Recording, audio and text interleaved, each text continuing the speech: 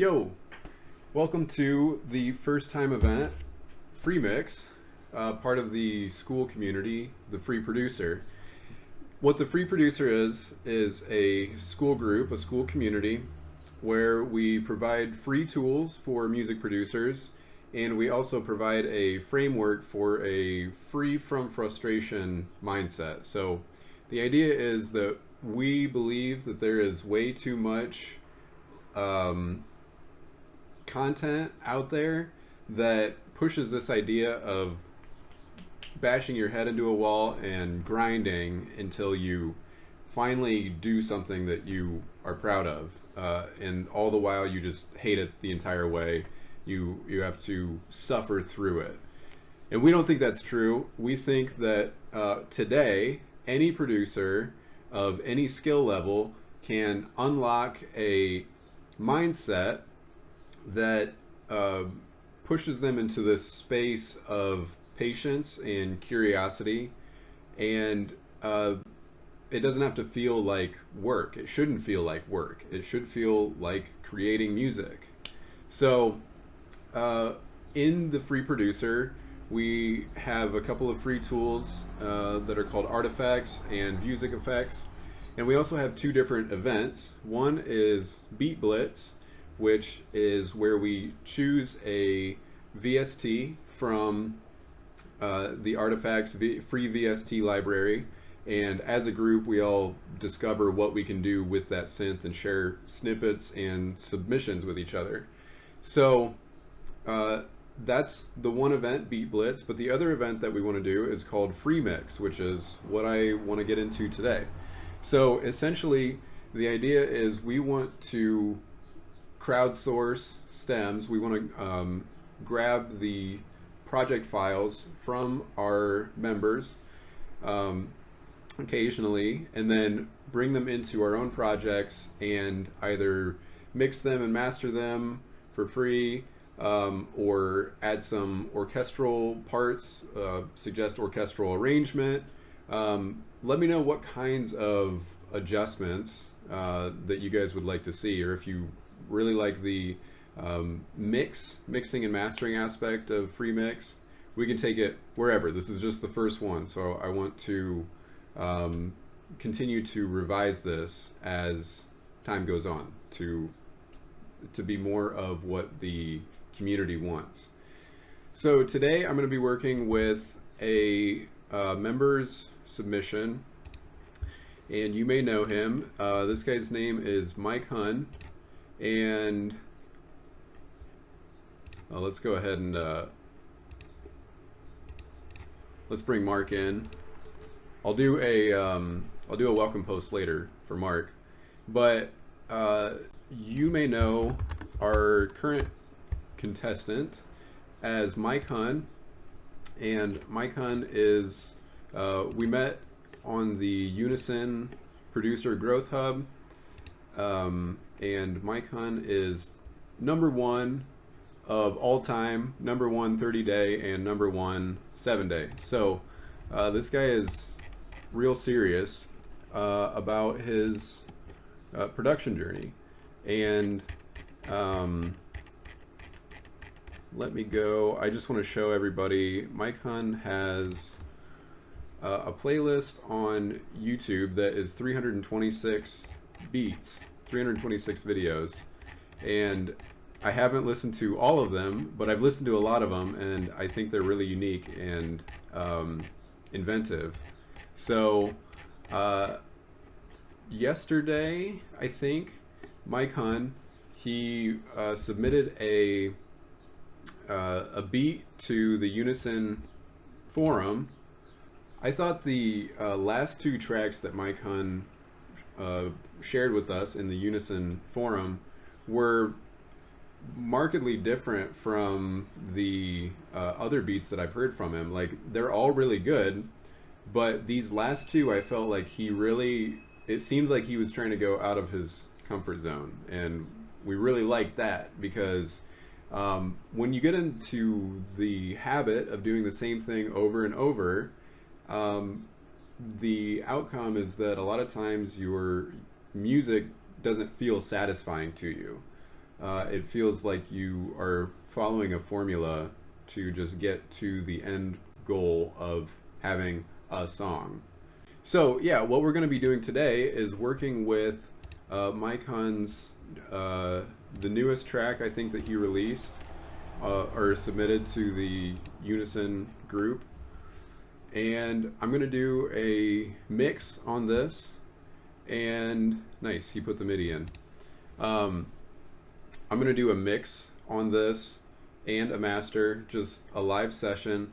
And I want to preface all this just by saying that I am not trying to approach this from an authoritative angle. You know, this group is not about mixing. It's more about having an open mindset towards every aspect of making music. And so I just want to say that there could be people in this group who are better at mixing than I am, and that this is not meant to be a tutorial on how to mix. This is more like I want to share my process with you, and I would also be interested in seeing other people do the same kind of thing.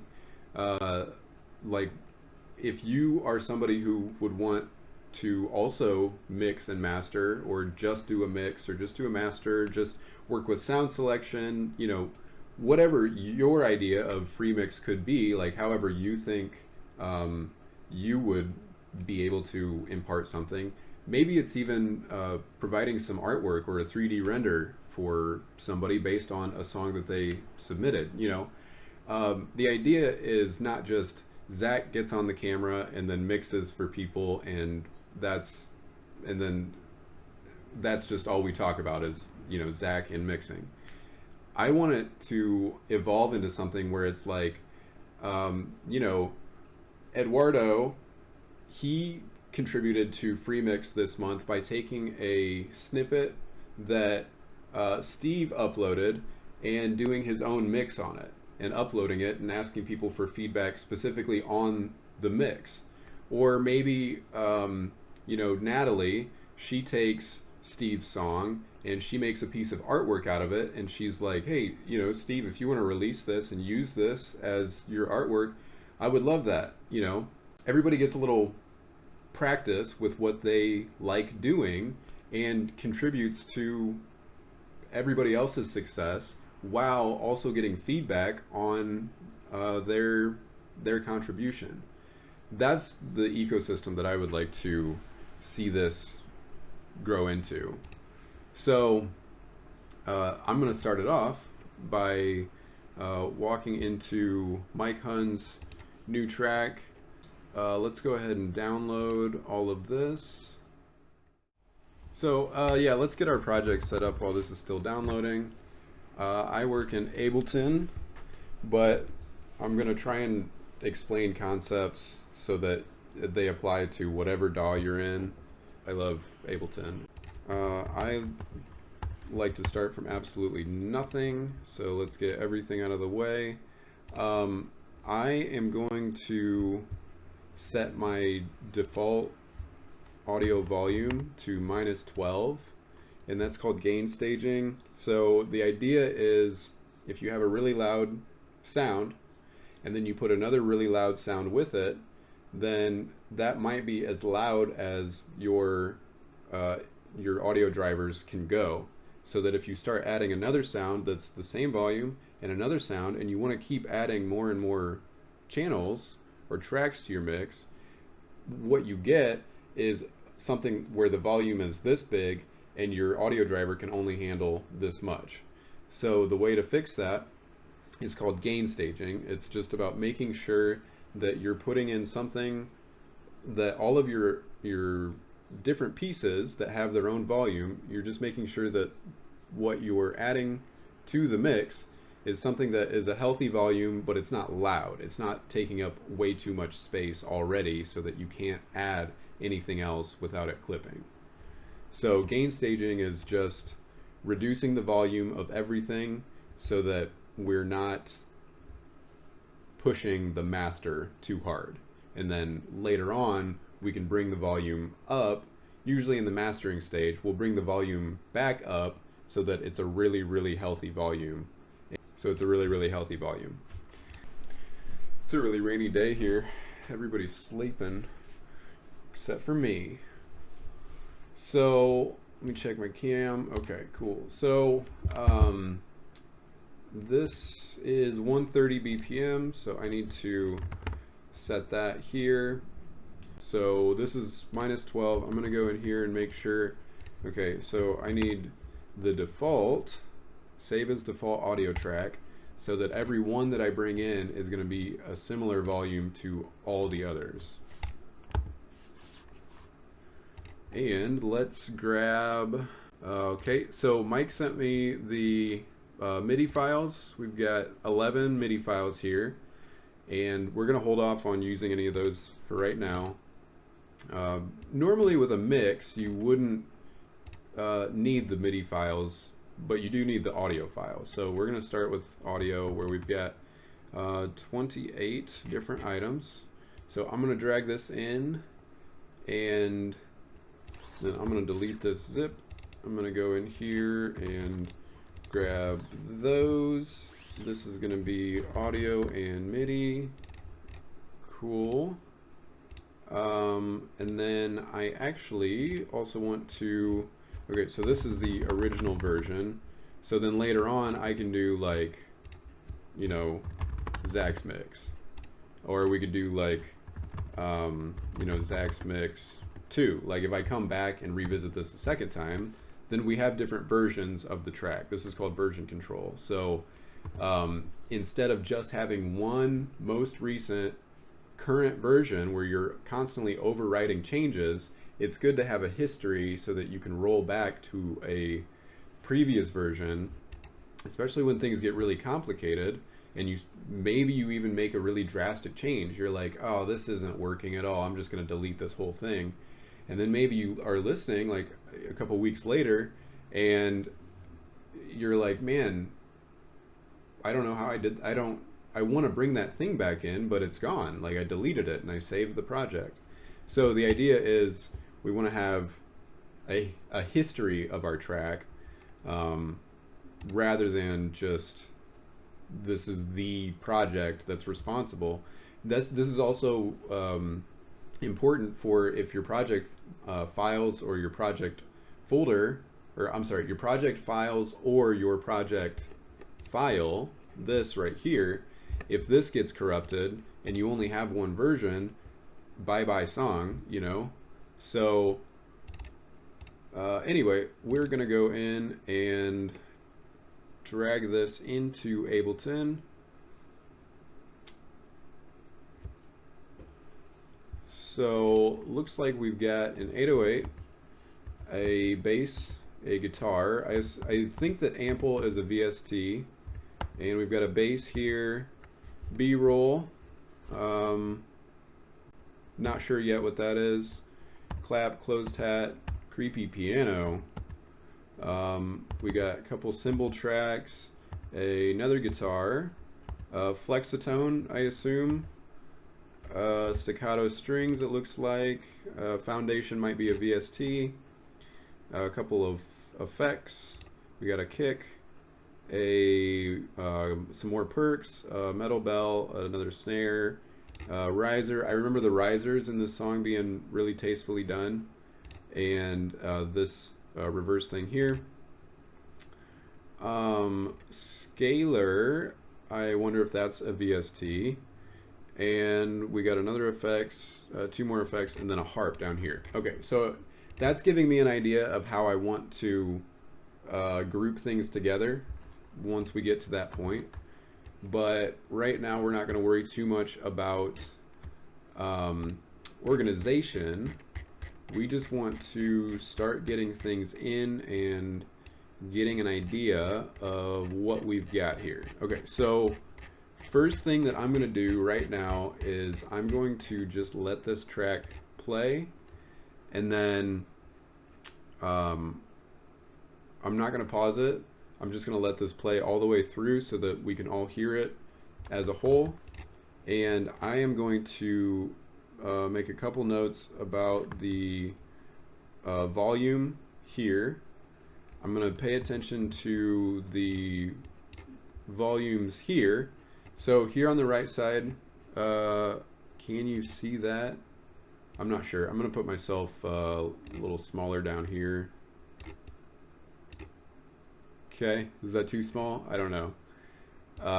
Maybe I'll even put myself here. All right. Yeah, I think that's good.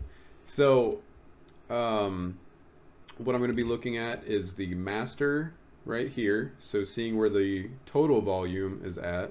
And then I'm going to be also looking at all of these, which are the individual tracks. And again, we have 28 tracks, I believe, here. Yeah. So let's give it a listen.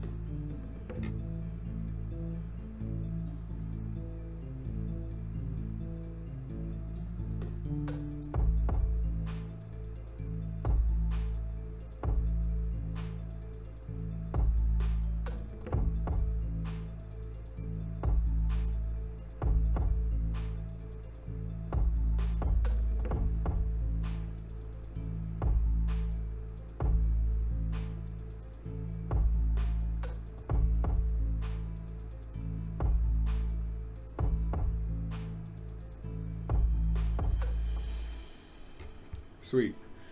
So that is a really laid back track, but it's also got kind of a dark feel to it.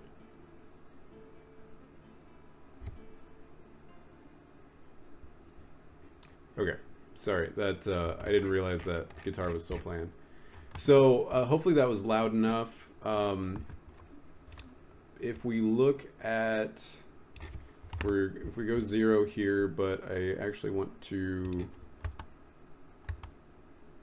I don't want this to be super loud, so I'm going to mute this for a second.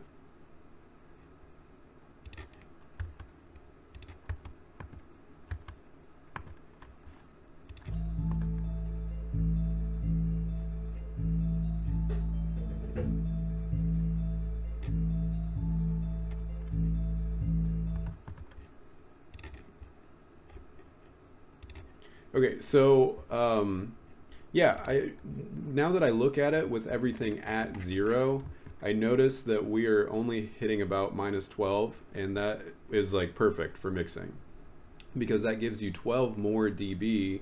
If you, like, say we want this guy up, we're like, wow, this is way too low. We need 12 more dB on this guy, this J Cactus slicing effects. So we add 12 dB to it. If we're already hitting 0 by the time we decide we want to add 12 dB to it, it's going to push everything above what our audio driver can handle. So that's why we want to keep everything at a somewhat low volume while we're mixing, so that we actually have what's called headroom, where we can push some of these elements up into that space and make things louder without pushing things too hard. But then at the very end, once it comes time to master, we can bring it from the minus 12 up to about 0. We want to keep it like just barely below 0 so that it doesn't get turned down on streaming services, but we can get it right up to that 0 so that people are not having to, they play your track, they don't need to reach and turn up the volume a ton in order to hear it. You want it to be at a really healthy volume so that it's a good user experience factor. Like imagine if you go to a YouTube video and it's so quiet that you have to turn everything up, and then you can finally hear it, but it's still like poor quality. And then you end up finishing that video, you go to a different video, now everything is super loud because you had to turn it up for that really quiet video. It's the same idea with your music. We need to make sure that it's a really healthy volume so that people can hear it very well at even a low volume, at something that makes sense. So that's mainly the mastering stage is where we're going to do that. So for right now, we want to keep it about minus 12. That works just fine.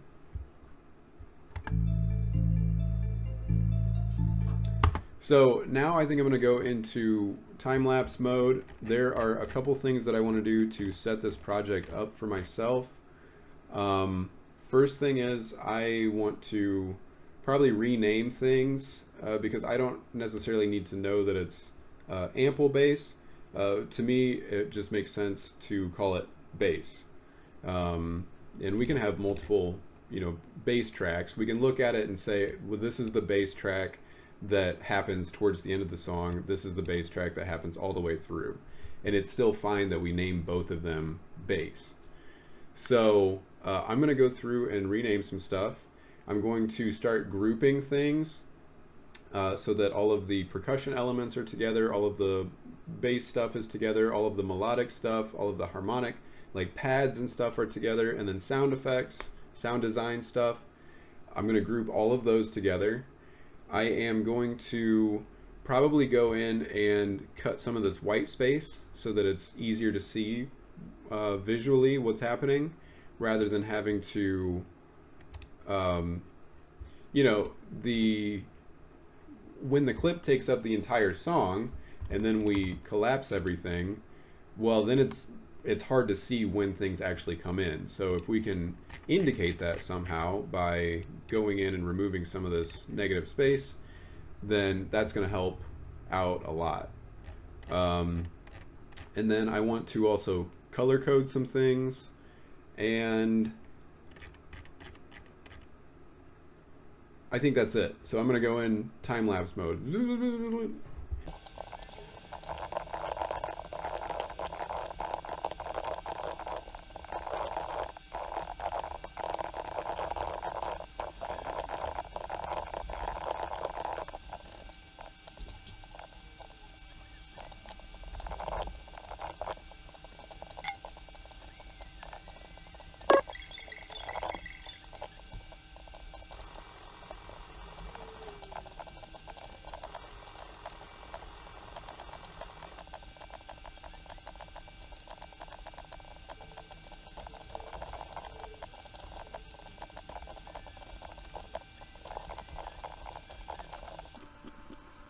All right, so now everything is grouped together, color coded, and we've got some visual information that kind of shows us a little bit more clearly where things are actually happening in the song.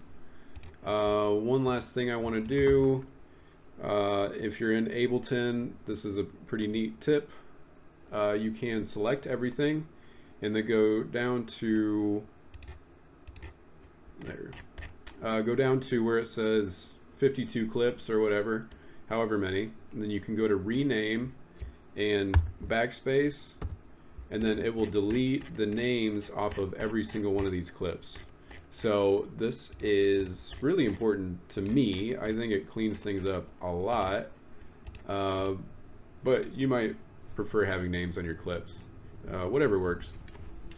So next thing I want to do is I'm going to listen one more time, but this time I will be probably stopping as we go through.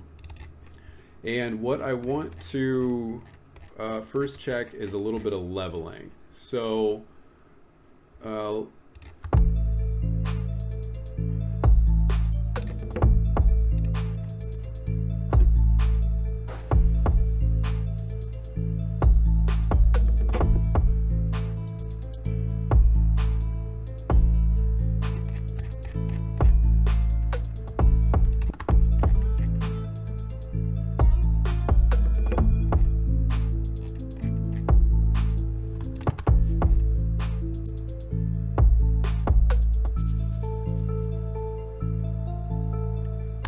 okay, so stuff like this.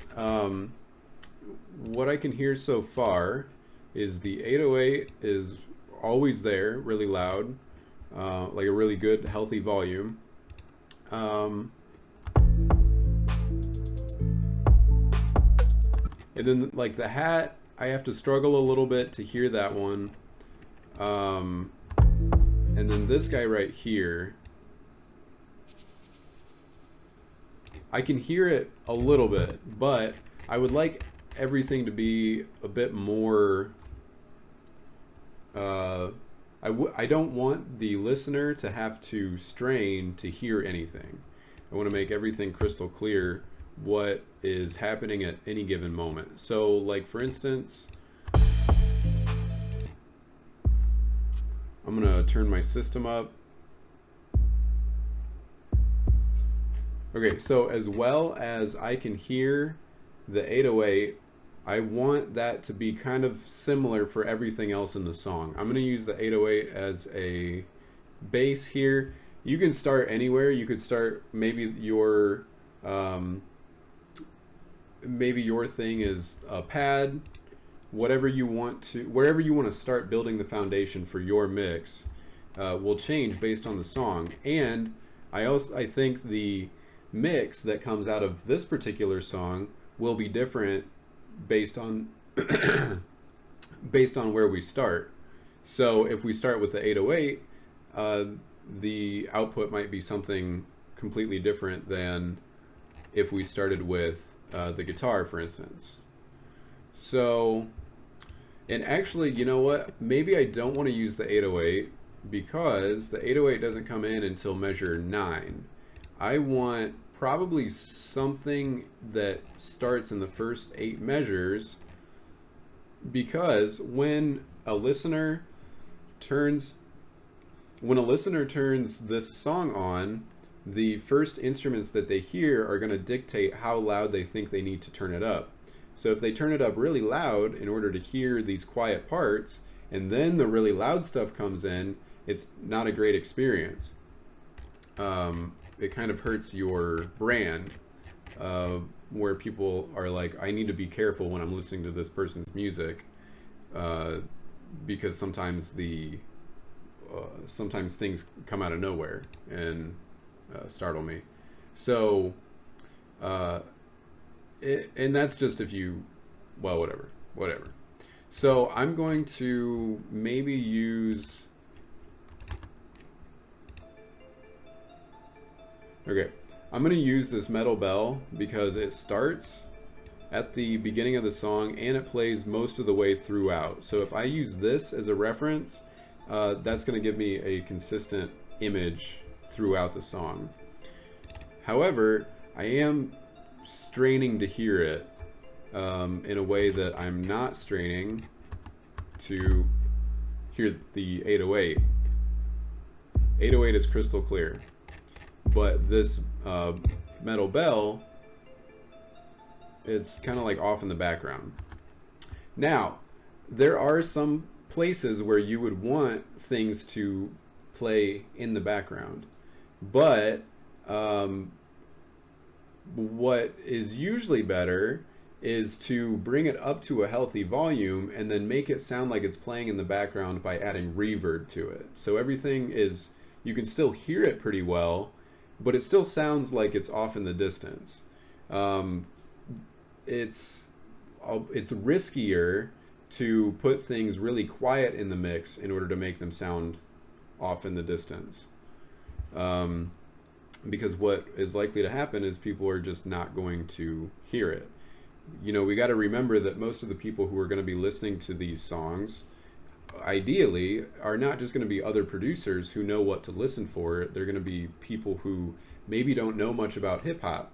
Maybe they don't know anything about mixing. Maybe they don't know anything about producing. So we want to give them a really clean package of something to listen to that really informs them of what we're trying to do. Anyway, I'm going to bring this up maybe, I'm going to bring that up to 12 dB. You can let me know. You can let me know if you think that's too much. But this seems like a really integral part of this song to me. So I think that this should be pretty loud. And I'm going to check. Okay, so this is hitting about minus 24. We could even bring this up maybe a little bit more,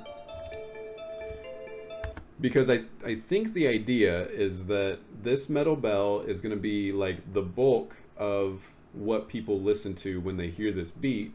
And then we're also going to like sprinkle little things in, but mainly the thing that should take up the big amount of space is this metal bell. So I am going to try and bring it up to close to like the minus 12, maybe minus 16.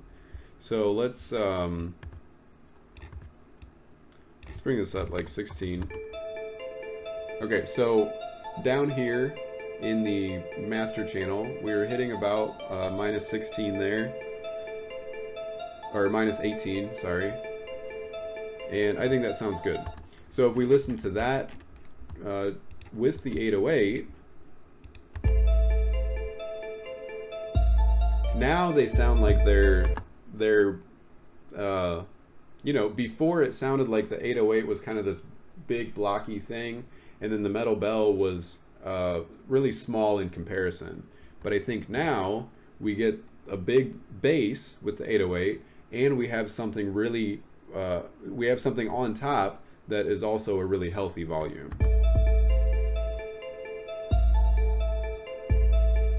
I think so. Now, I see that when we bring the 808 in, we are getting way above our minus 12 mark. So, yeah, we're almost hitting 0. So I think I am going to bring both the 808 and the metal bell down by maybe minus 6. Okay, now we're back at minus 12. And the reason that we're doing this is because we want something to reference to. And what I've decided to use is the 808 and the metal bell here. So once those two things are where we want them, we're going to adjust everything else to match what sounds good with that volume that we've set for our reference track. Again, we chose the metal bell and the 808, and we need those two things to be the proper volume, and everything else is going to be referenced on that. Because if we start just like mixing all this stuff and we're like, I think this one needs to be louder, I think this one, yeah, that looks loud. We should make that quieter. But we're not actually building brick by brick. Then what's going to end up happening is we just get like a kind of a jumbled mess.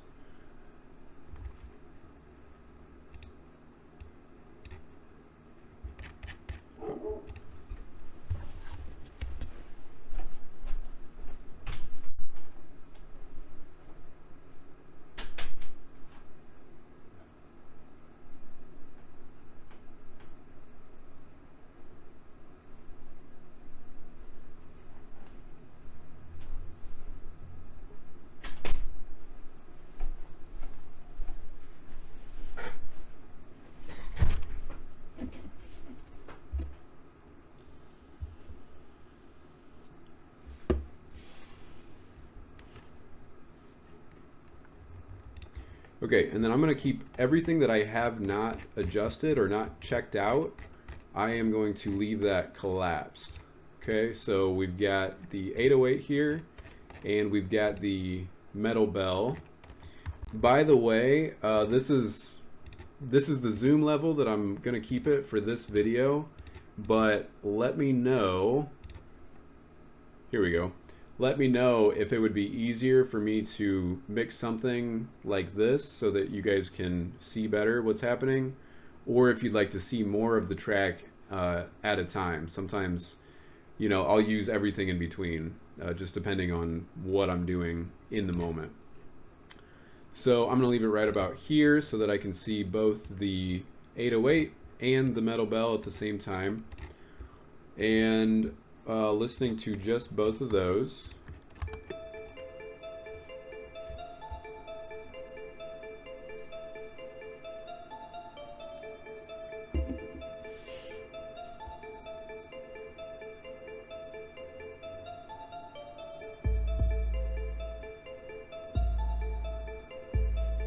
Okay, I'm going to turn the 808 down a hair.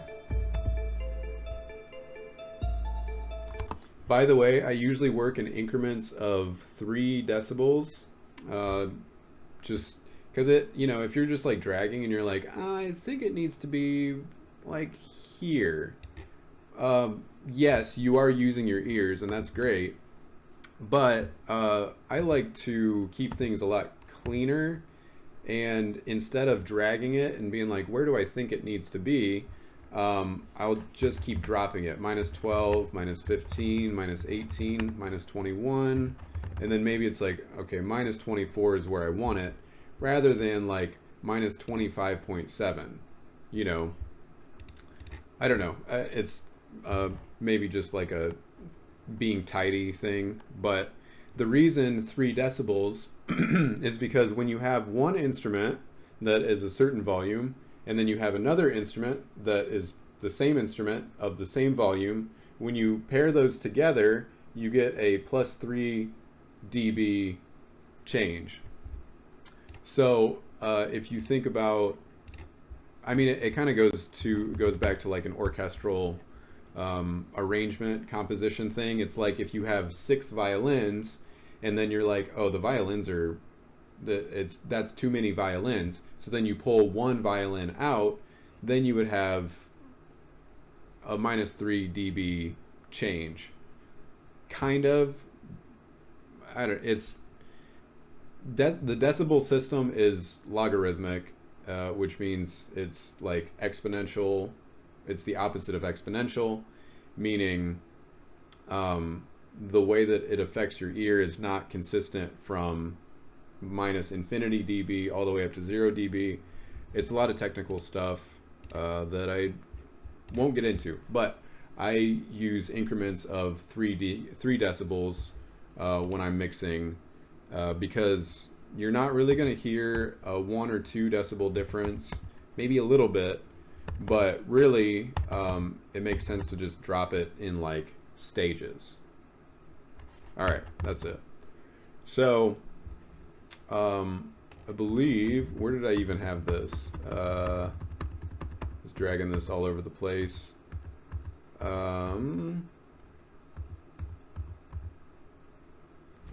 it -6, I believe? Right, still a little loud, so quiet there. So let's put it back at -6. I think that's good. All right, so now from here we can decide, do we want to start bringing in some percussion elements, some more melody, or some sound effects? What I think I'm going to do here, again, where you start is probably going to change the output. So you might even want to do a couple different mixes where you're like, this one I started with the percussion, this one I started with the sound effects, you know, whatever. But I think what I'm going to do is start with percussion, then I'm going to move into the sound effects, and then finally I'm going to bring all of these melody pieces in. So what I'm going to do right now is kind of rearrange some of these.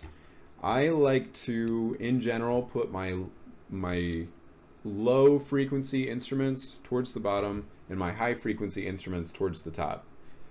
You don't have to do it like that, but that is just a way that makes sense to me to logically arrange this stuff. So I'm going to put the 808 on bottom, kick, anything that has to do with cymbals is going to be up top. I'm going to put the hat underneath the cymbals. I'm going to put the snare underneath the hat and the clap underneath the snare. These perks I'm going to put probably on top of the cymbals. And yeah, looks good. So let's make sure that the kick and the 808 are playing nicely together. So it looks like the kick and the 808 play in tandem the entire time.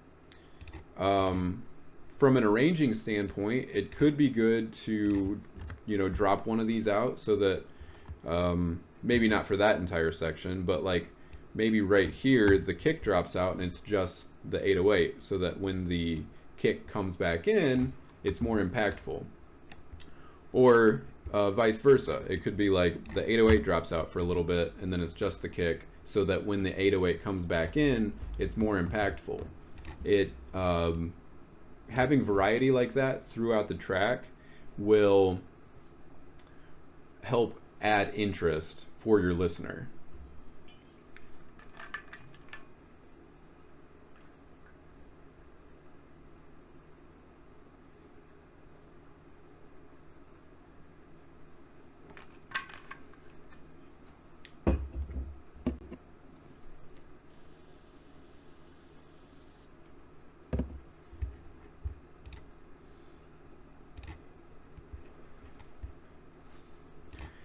All right, so we've got the, just to recap, I've got the 808 playing, I've got the, what was it, the metal bell playing down here, and we are about to bring in the kick to make sure that the kick and the 808 are sitting well together.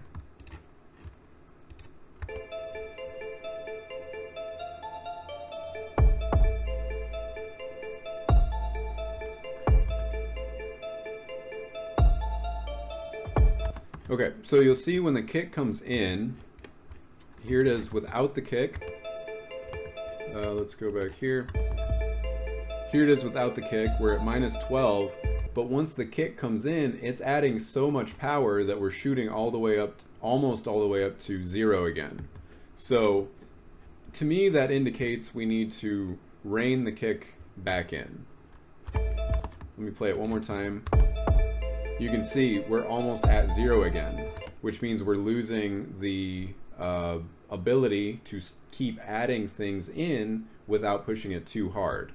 So I want to bring this guy down. However, I'm not sure if I want to totally bring the volume down or if I want to add a compressor to it. So let's see how it sounds when we bring the volume down on the track.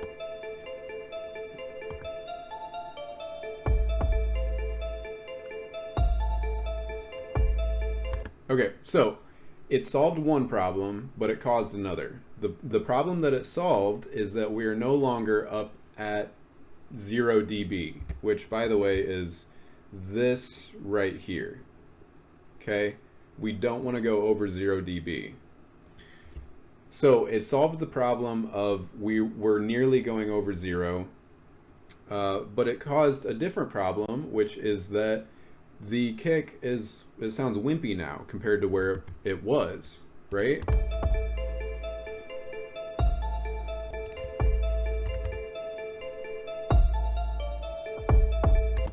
And part of the reason that it sounds wimpy is because this transient, which is this really complicated piece at the very start of the note, like you'll see it's really complex. The wave is really complex here at the start, and then it looks more periodic. It looks more regular after that. This part right here is called the transient. And there, if I just play just that snippet right there, that is a huge part of what makes that kick sound the way it does. So when we bring the volume down of the entire kick track, we're also bringing that transient down by, however, it was 6 dBs. So it removes some of that impact that the kick had before, and I don't like that. That's not good for trap. Right? So let's I think the way that we would want to counter that is by using a compressor. So we want to bring the volume down of the kick overall without affecting that transient. So what I'm going to do is bring it in. I'm going to bring a compressor onto this track, and I'm just curious what it looks like. That's all I'm going to do right now, is just inspect what the waveform looks like down here.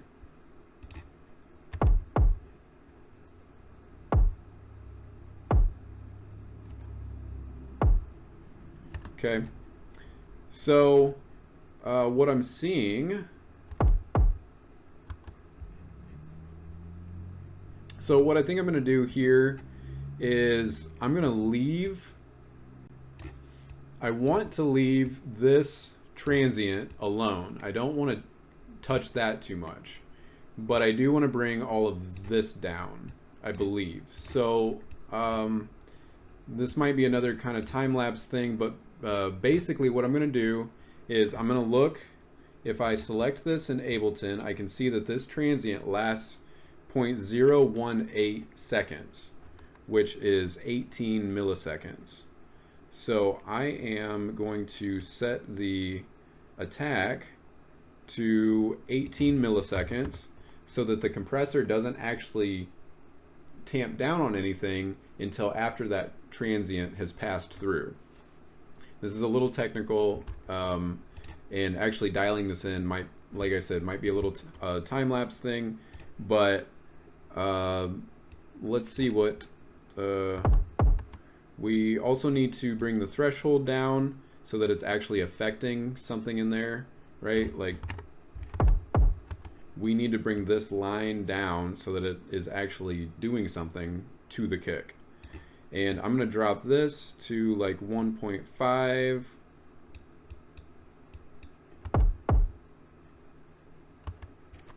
Okay, so with that,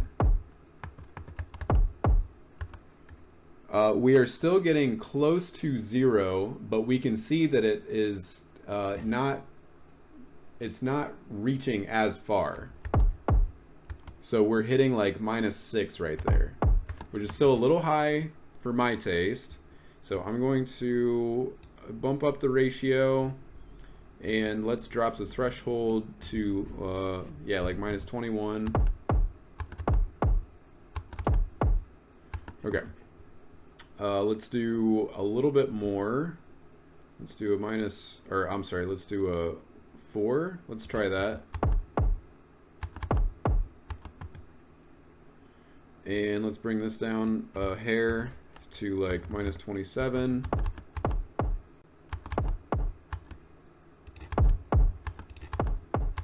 Okay, so this is another thing. Another area where we've maybe fixed one problem, but caused another.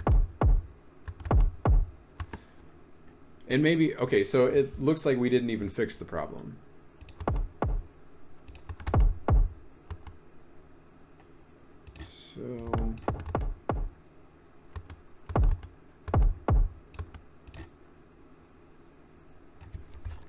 Okay, so when we added this compressor and started bumping the threshold lower and lower and bumping the ratio up and up, what ends up happening is, yes, we keep the transient, but we lose everything else. We lose the body, right? And that's no good. So I don't think a compressor is what we want to be using here, or at least not a compressor by itself. I think maybe what we actually want to be using is a multi-band compressor, which is where you take a compressor and an EQ and they make one plug-in, so that you actually have 3 different compressors for 3 different ranges. So then you can have certain compressor settings for the low end, certain compressor settings for the mid-range, and same for the high end. So once I drop the multi-band compressor here, we can see that there is a ton of information down here in the low end in a way that isn't there for the other ranges, the mid-range and the high range. So and also if I drop in an EQ, we can see the same thing. I'll maximize this. Okay, so there is a ton happening down here. And what I'm noticing is that a lot of that is happening in the 100 hertz and below range, which incidentally, that's actually where our 808 is also happening. Right about here, right about 50 hertz. So what's happening is there's a lot of low end on the kick and there's a lot of low end on the 808, and they are in fact not playing nicely together. It might sound great, it might sound really powerful, but the issue is that it's pushing the master too hard. So what I actually want to do is, there's a couple ways that we could go about this. I think I'm actually not going to use a multi-band compressor just to keep things simple here. Let's drop in an EQ, and I am going to approach this like the 808. It's okay for the 808 to take up as much of the frequency range as it wants, but the kick, we need to get that out of the way of the 808. So the kick, I'm going to try this. Maybe the kick doesn't need everything below 100 hertz. I don't know. We'll see how it affects the sound.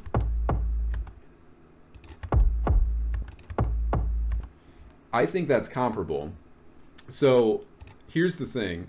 When we've got this playing like this, with no filter, no nothing, we can see how this how it affects the master. And then let's see what happens when we turn this on.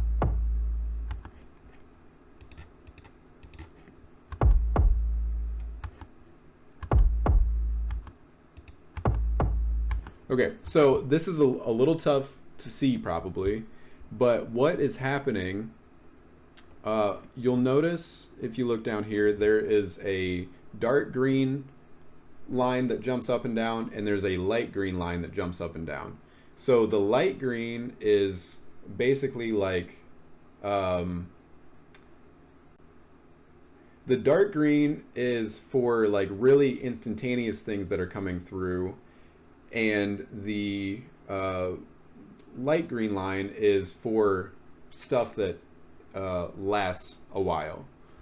So again, this is a little technical. I don't know if this is the best place to be going with this, but basically what we're doing is we're removing the part of the kick that woo, woo, woo, you know, that takes up space over time, and we're just leaving the part that punches through.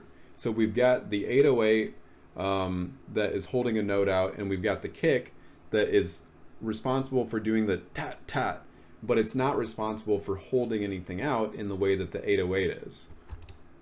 So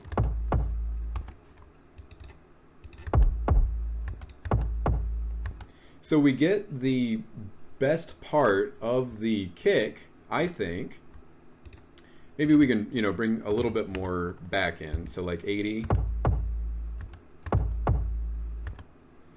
Okay, so we see down here with the dark green, it is going above -12, but the light green is never going above -12. So what that means is momentarily it will go above our -12, but overall the song is not as a whole going above 12, if that makes sense. Little pieces will, tiny snippets, like tiny moments in time, it will go above -12, and that's fine. We just don't want the entire thing creeping up past -12. So just removing everything below 80 hertz is what fixed that for us. And I like how that sounds. So I need to, let's keep it moving. More perks. Let's see what this B-roll is.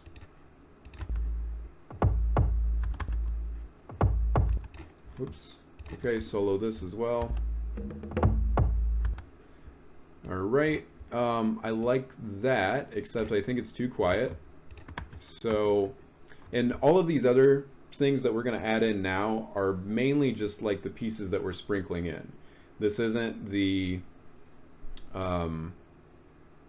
like all of the other things that are going to be happening the entire song. Those are the ones we really want to make sure are not too loud. All of these other things, it's okay if they get a little bit louder, if they go a little above the -12. So I want this to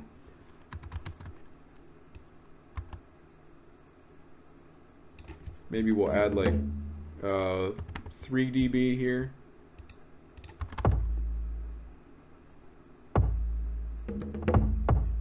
Again, I don't want anybody to have to strain to hear this thing.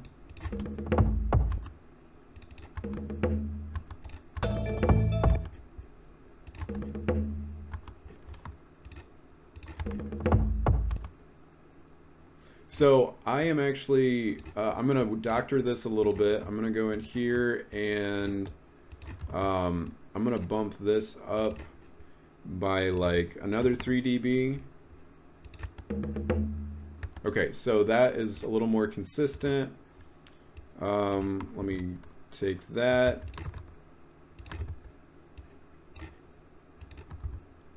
So you can see I left the last part, but I am just trying to bump up the what's happening at the start. Just like this, like this. 2 more. All right, so now when we hear this, let's see if this...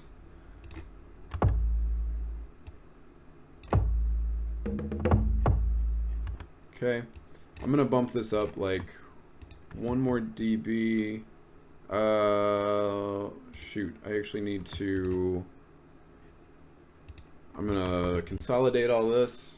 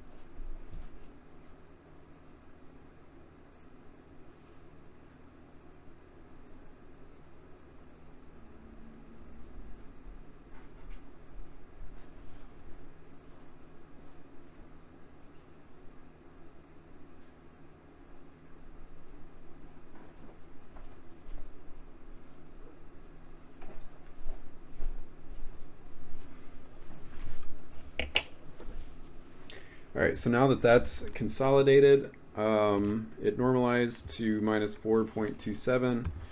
I'm gonna bump that up to just like -3, give it another dB. See what this sounds like.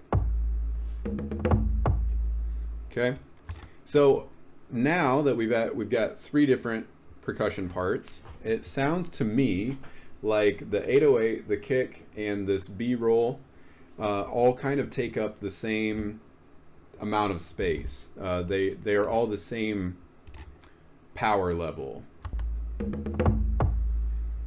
I think. And then I think I might actually even bump this up a touch more.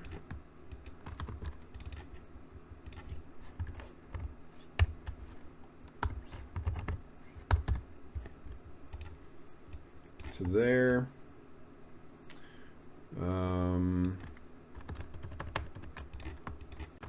Consolidate that.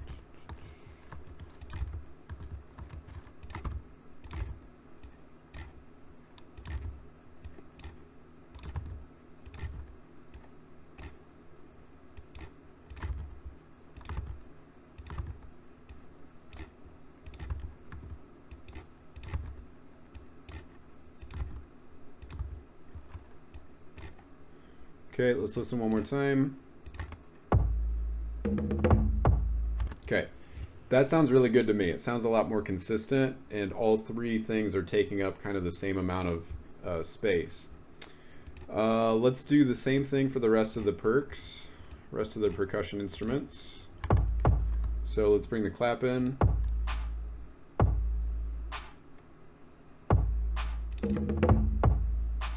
Okay, so can you hear how the clap is, it sounds much quieter than everything else. We want that clap to be the same, kind of take up the same amount of space as everything else. So I'm going to give it probably, yeah.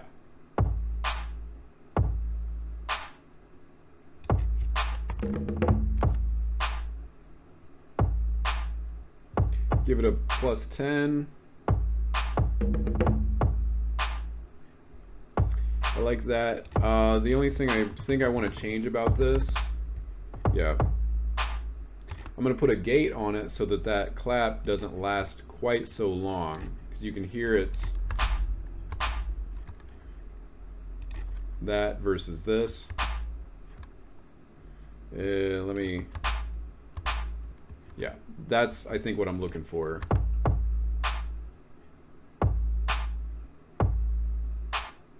Keep it real, you know, real spicy. And then I am also going to compress this in order to bring that transient out.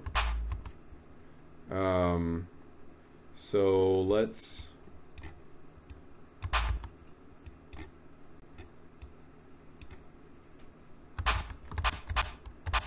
yeah, that's like what I really want to bring out. And this is 58 milliseconds.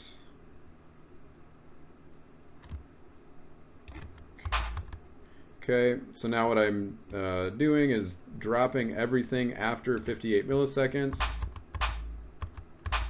And then I am using the makeup gain. So here's what's happening. This clap is happening, right? So this part I want to leave alone. This part I want to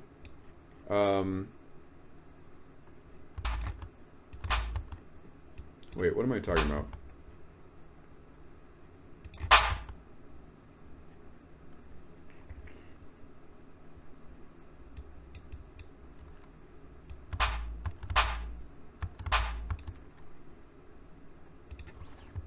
No, scratch all that.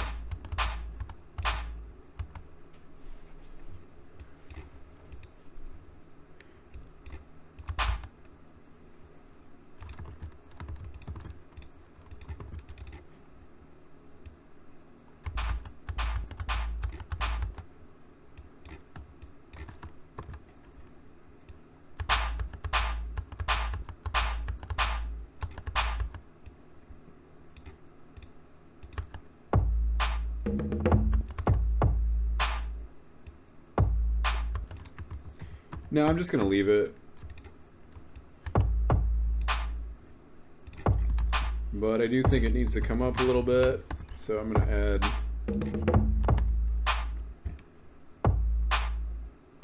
like 2 more, and then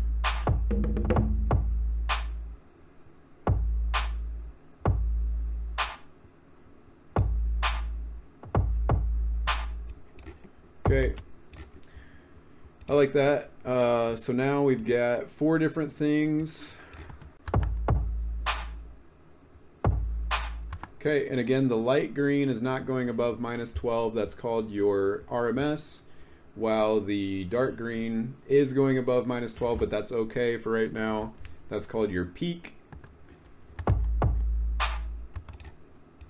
And then we've got a syncopated snare.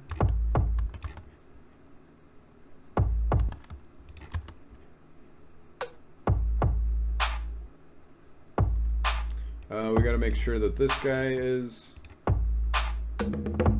loud enough to hear.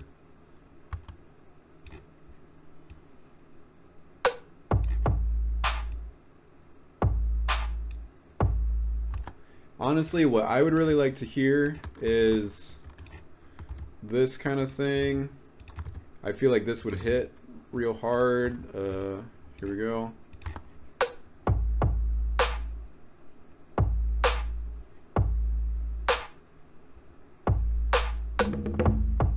I think I'm going to keep that. I hope Mike likes that. I'm going to make a kind of an arranging executive decision here. But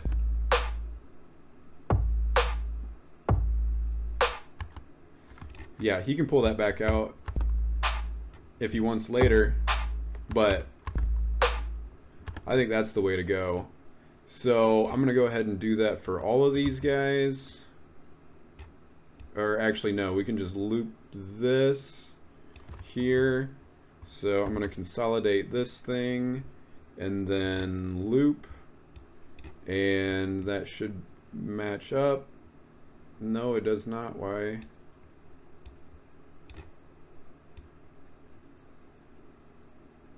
Oh, because that, there we go, and then we loop it, and okay, now it matches up, and we can do that throughout the song. Okay.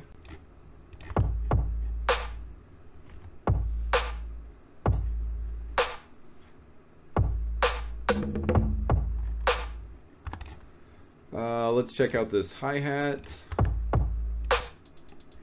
Whoops.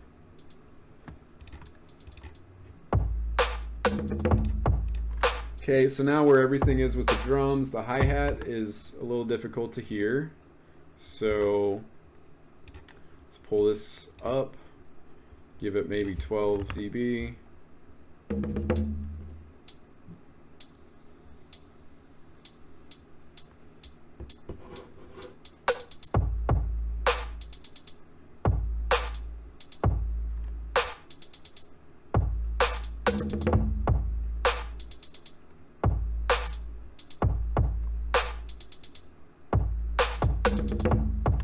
Alright, one issue that I'm having with this is that I feel like the snare and the hi-hat are competing with each other. So what I want to do is, like right here, it's going to be totally fine to not have this playing right here, in my opinion. So instead of having 4 hi-hats, where one of those hi-hats is happening as the snare is happening, we just remove that first one, and it sounds cleaner, but it also sounds the same, I think. Okay, but instead of going in and adjusting all of those manually, what I'm actually going to do is set up a compressor, a sidechain compressor. So I put a compressor on the hi-hat, I open the sidechain window, I click sidechain to activate it, and then the audio from the clap is the one that I want, no, sorry, the audio from this snare, we're just going to call this snare, the audio from that, I want to duck down on this track whenever something here plays, and that's called sidechain compression. So if I go, again, I go to the hat track, because that's the one that I want to affect. So I click on hat, I activate the sidechain in the compressor, and then I choose the audio from the snare track, and then whenever something from, well, we still have to adjust it a little bit, but now whenever something from the snare track plays, it will mute essentially the closed hi-hat. Okay, so this is really powerful for cleaning your stuff up and not having to, sorry, I think I'm shaking the camera, and not have to manually go in and like delete this one, and then we go to the next one, we look for the next spot that it's, okay, we need to delete this one, right? That takes a ton of time and it's not going to work. So, or it could work, but that's not going to work for me because I need to work quickly in order to make this stuff happen. So, one more time, I click on the closed hi-hat, I drag a compressor on, I set the compressor to listen to the snare. Now, whenever you see down here, this is the hi-hat track, but it's listening to the snare. So whenever the snare plays, we want it to basically just bring everything out.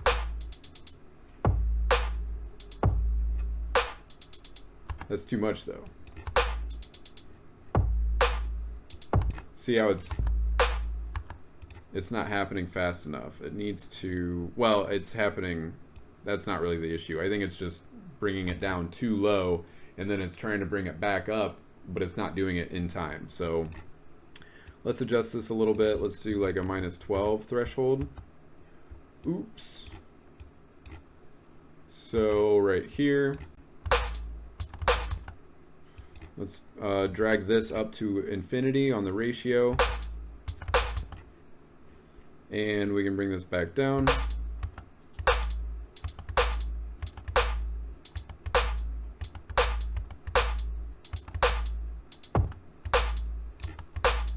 Okay, so without it, with it. So it's really subtle, but I think it makes a big difference, even if you don't notice it very readily. All right, let's get into the cymbals. We've got this guy.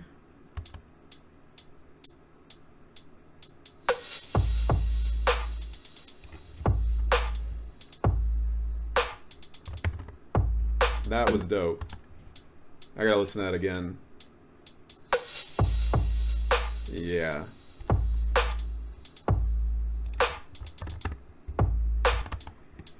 And since this only happens every once in a while, or actually it only happens once, we can really push it as loud as other things. Like if this thing happened all the time, then we should be careful about how loud we make it. But since this only happens one time and we want it to be really dramatic, I think it would be totally fine to like really push this. I'm curious what it sounds like at like 20 dB.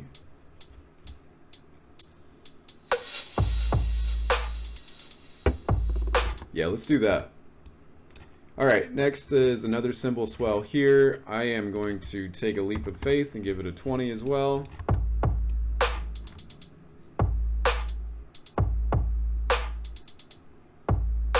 Whoops, I didn't solo it.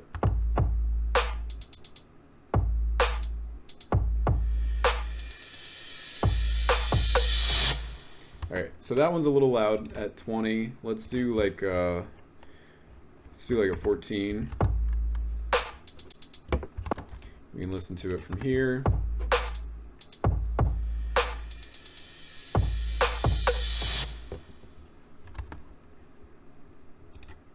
I think that's just about good. Let's do a 12.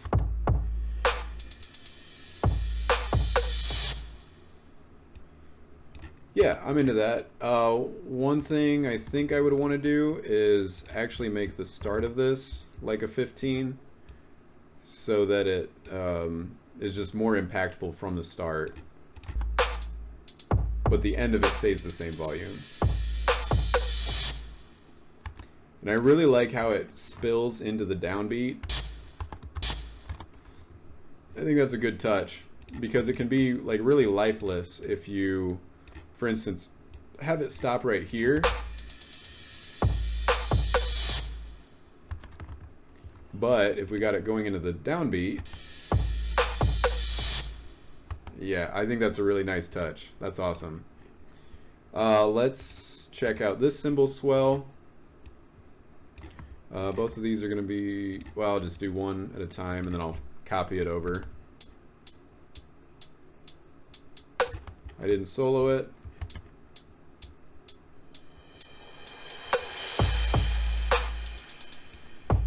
Give that a 10, I guess.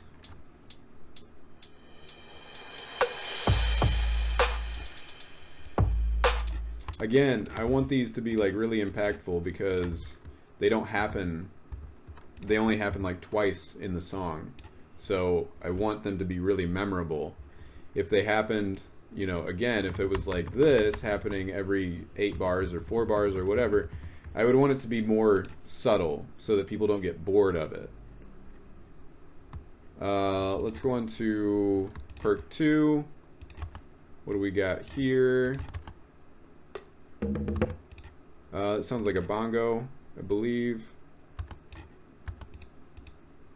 Again, this is only happening once every 5 bars, and it's just a single note, so we're not going to worry too much about pushing it too hard, making it too loud.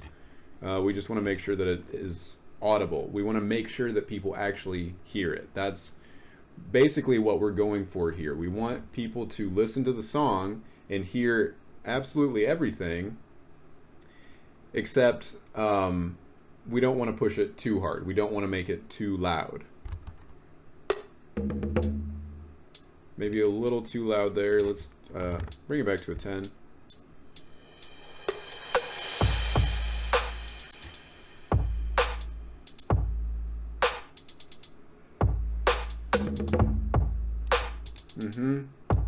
I like how that hits at the snare right there.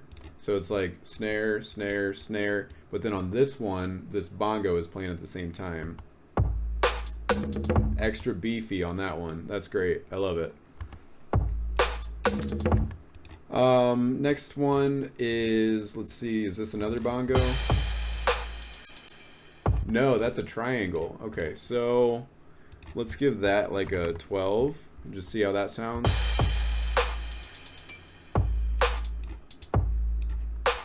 I think 12 is...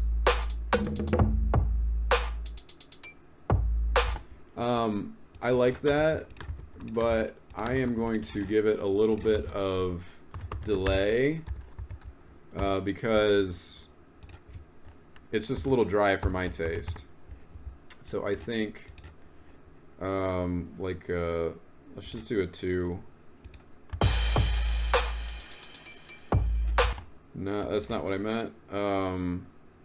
Let's do a 1 and no feedback. Still too much. What am I trying to do? Probably like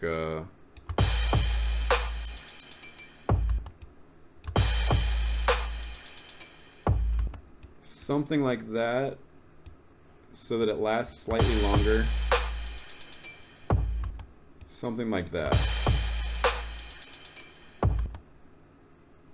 Not quite that long. Okay, I like that. I'm just gonna bring the dry wet down to like 25. Okay, so do you hear the difference there? Let me solo this.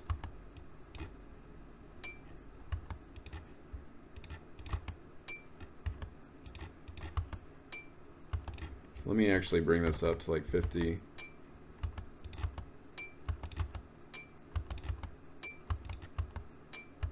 Okay, here it is without.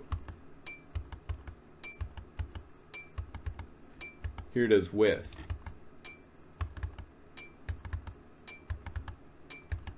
Okay, it's super subtle, but it makes it slightly less dry, and that's what we're going for.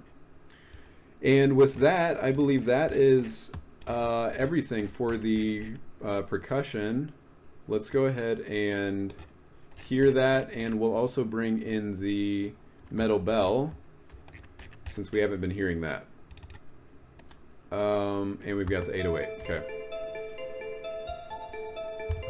We're going to take a look down here, make sure things are hitting okay. We're about minus 24.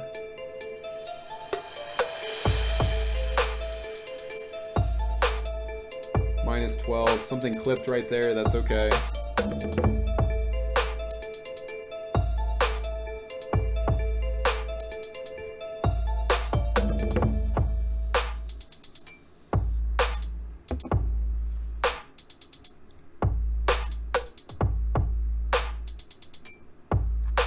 Okay, so since I'm seeing that stuff clipping right there, that is a good indicator to me that it is time to bring this entire thing down as a whole. So I'm going to do a minus 3 dB there, and then we'll need to do a minus 3 on the metal bell as well. So let's hear this one more time.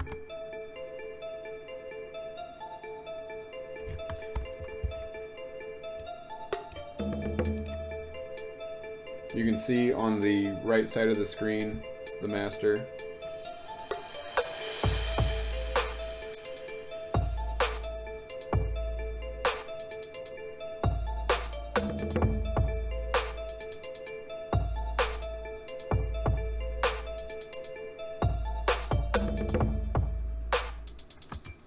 Okay, so we're not clipping. That's great. And we are... we've brought everything in, I think, that is going to make us clip. It's usually the percussion, because they have such a loud transient, is a really that is usually a part of your percussive elements, is that the transient is going to be very loud compared to the rest of the sample, right? And again, this... You find a good example. Let me go to the snare. Snares always have really complex transients. So if I pop this open, okay, this right here is called the transient. This is where the wave is really complex, and this is what actually, from a psychoacoustic standpoint, this is actually what clues your ear in to what the instrument is that you're hearing. So as just a point of interest, if you cut the transient off of a piano, if you cut the transient off of a violin, if you cut the transient even off of like a trumpet, it's weird how similar those can sound, but it's this very start of the wave that is actually informing your ear what the instrument is.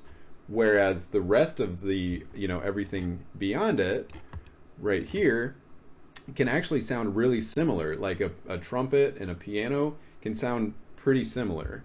So, again, what I'm getting at is that percussion is usually what's going to make your master bus clip, because they have such complex and usually loud transients. And so they all start stacking up. Really, they all start stacking up. So, yeah, we're looking good. And now that we've dropped the volume a little bit, I'm going to bring the volume up on my system. This is important because when you're mixing quietly like this, you need to keep a constant hand on your system volume. So you're just turning the speakers up.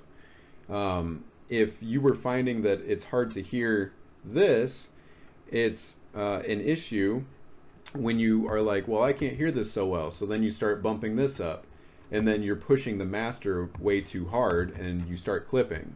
So mixing quietly, somewhat quietly, is good, but it needs to be quiet based on the master bus here. It has nothing to do with how loud your speakers are. If you can't hear it, you should turn your speakers up. Hopefully that makes sense. You want to adjust the volume of the speaker that's playing the mix. You don't want to adjust the volume of the mix because you can't hear it. I mean, if it's way too quiet, yeah, like bump the volume up, but don't bump it so hard that you're almost at zero. You want to keep like some nice space above, right? You can see it's not really going above minus 12. any of these concepts that I'm talking about that you guys want to know more about, let me know. I'm trying to keep this very, brief so that I can do this on the fly. But yeah, if there's anything that I've mentioned that you are unsure about, please let me know. So I'm going to go ahead and switch from soloing things to actually muting and unmuting. So let me do this. Why is this one called audio? Should actually be called effects 2. All right, let's go in and do the effects like we mentioned before. So we're done with the percussion. We are now going to move into the effects in sound design, and I am only going to do this, for this one, I'm going to move just from left to right. With the percussion, I was kind of working based on like how often that thing happens. So like the 808, this happens throughout the track. So I was like, we need to work on that one first. And then the kick happens every time the 808 happens. So we need to work on that. And then, also I was kind of going from low to high, but yeah, whatever. Just flying by the seat of my pants here. So we're going to work left to right. Let's do the effects swoosh.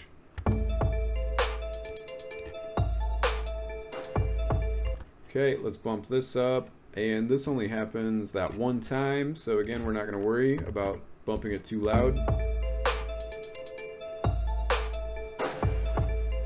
Okay, I want to make sure that people can hear that. So we're going to bring that up quite loud.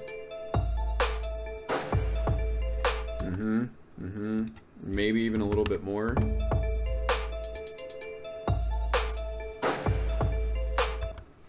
Maybe a touch too loud. Let's put it at 12.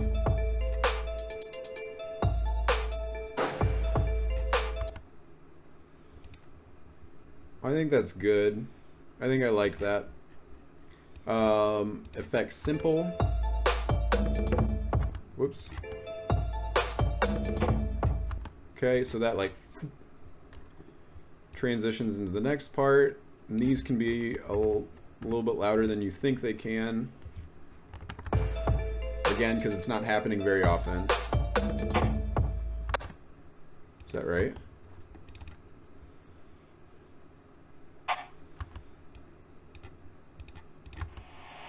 There we go. I don't know what was going on there.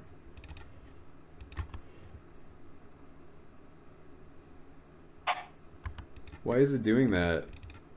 All right. Yeah, why is it doing that?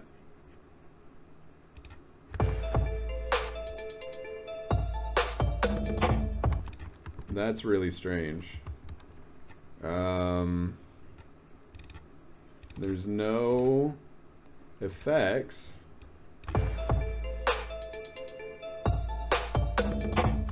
Why does... Dude.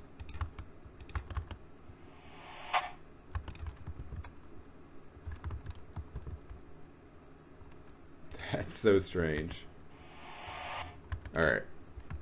Well, I think we got it. Okay, a little too loud. Do like a minus 14, I guess. Still slightly too loud. I think I'm going to do a minus 17.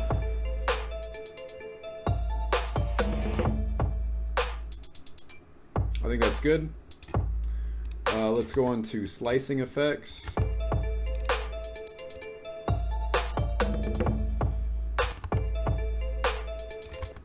Turn this on.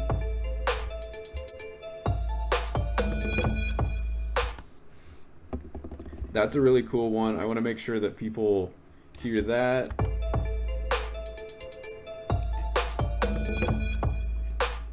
Let's bring it to like a 14. A little lower. A little lower. I want to make sure that people can hear it. Have I mentioned that? I think that's good. Next is effects number 1. Bring this up here. Let's just leap of faith. Do a 12 on that one. I didn't turn it on. Okay, let's bring that up to a 15.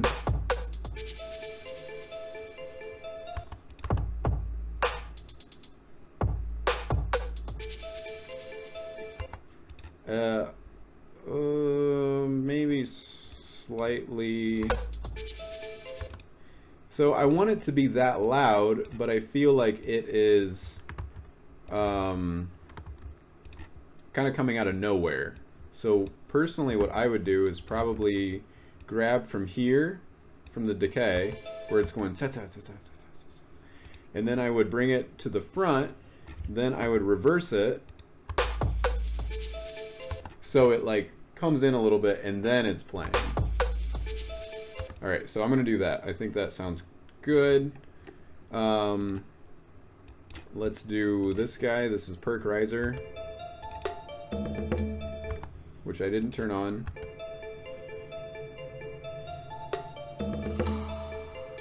Okay, that's at a pretty good volume. Let's bring that up to, let's do a 3.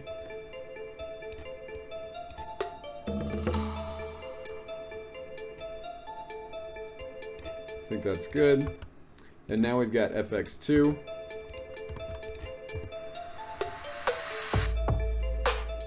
And I think that one's good.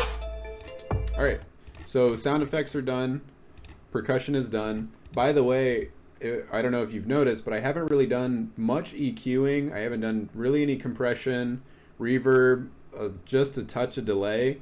Everything that we've done so far has just been leveling. This is huge. This is like, I want to stress this really strongly, that we've made a ton of progress, and it's really just been about making some things louder, some things quieter, noticing when two things are happening at the same time. Dude, he is napping. Can you see? He's snoring over there. Okay, so now we've got this kind of thing going on where we can start messing with the melodies. So, and by the way, you know, melody is kind of a strange, you know, because like this bass might not be a melody, or like this bass might not be a melody technically, because a melody will usually sit on top of everything and is a contour of notes rather than a chord. So it is a melody, but basically I'm just like lumping everything together that has a pitch, that has a note. So there's percussion, there's sound effects, and then there's everything that has some kind of note, something that like implies some kind of chord. So let's bring this bass in next and make sure that that's working well with the 808.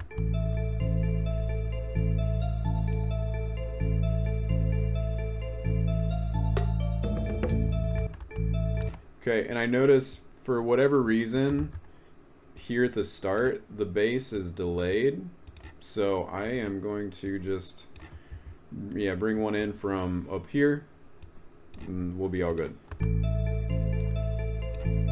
However, I might suggest waiting to bring the bass in. Like for instance, what if we cut it right here? Right, so we could do like, there's nothing down there in the low end. Like that is really impactful. There's absolutely nothing going on. It feels like kind of bare.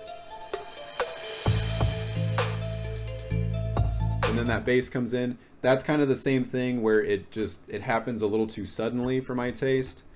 I think it could be good to maybe do the same thing. Let's try this out. So I just brought it here over to here and then reversed it. So kind of like that. Let me doctor that a little bit, something like this maybe. Not quite, but you know, add a fade on there. That's kind of cool. I think it happens a little too suddenly though, so I'm going to stretch this to like there. And then I need to, this is an Ableton thing, I need to switch this to complex.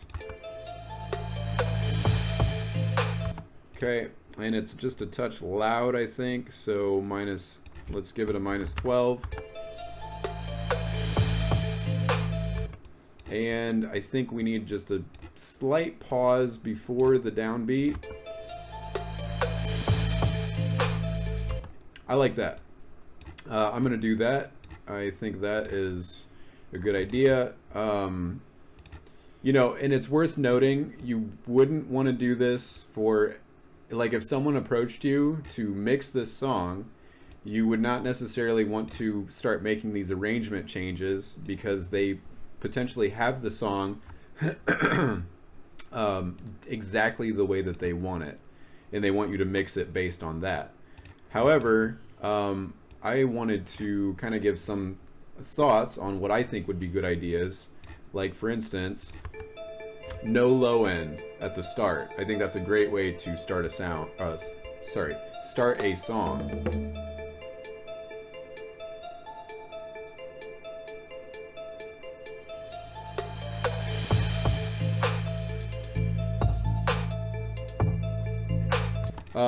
Overall, I think this bass is a little loud, so I'm going to turn this down to -3.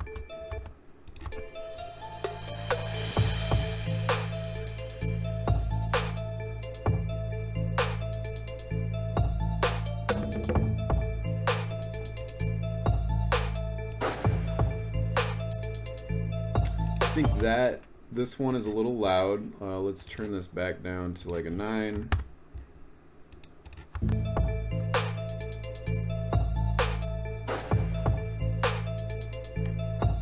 Maybe give it just a little bit more. All right, we'll put it at 10.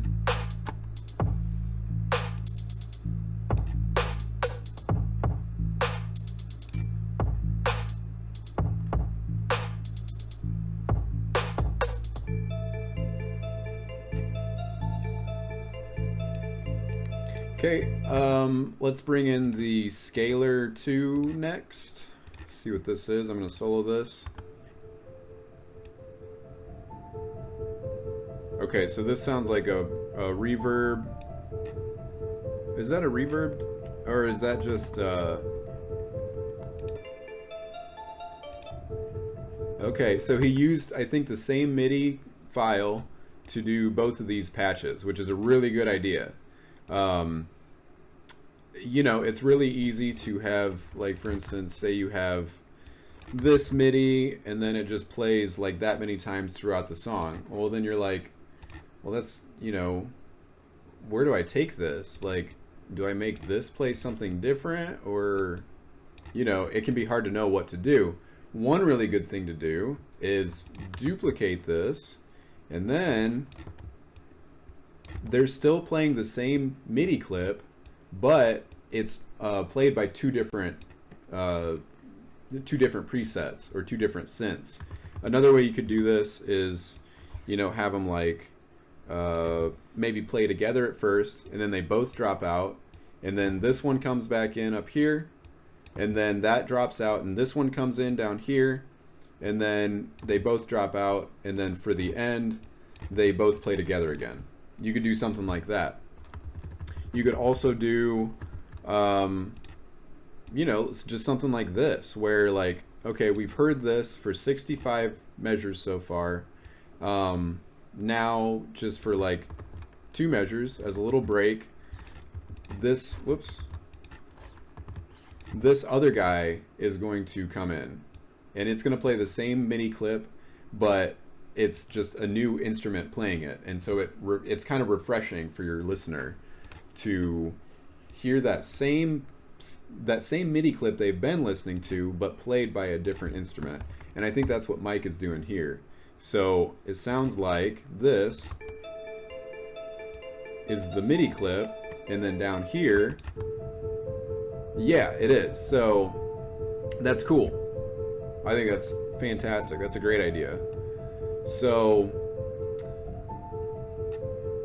okay, so now we need to make sure that Scalar 2 and the metal bell, these two are the same MIDI clip.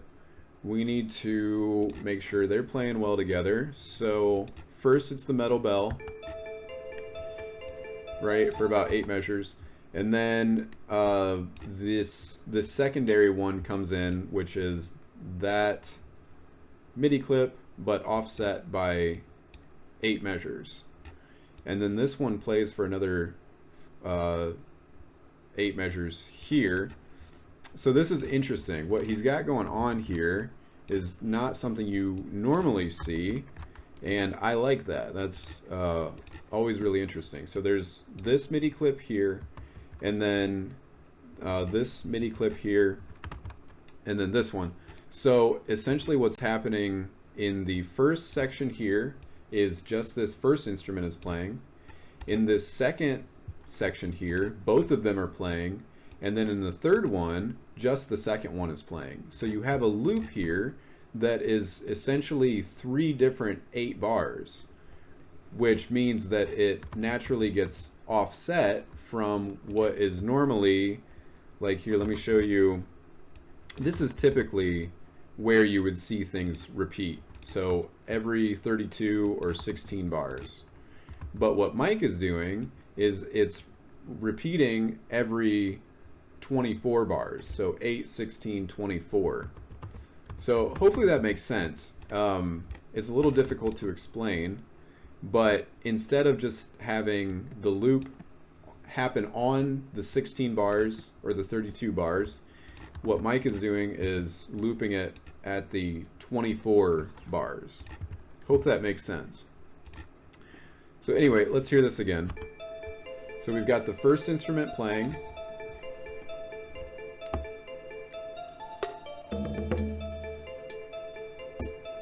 And then we're going to have the first and second playing.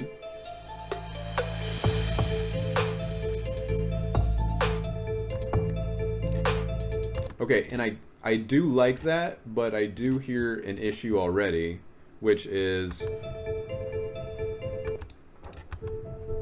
this guy is based way too much in the low end.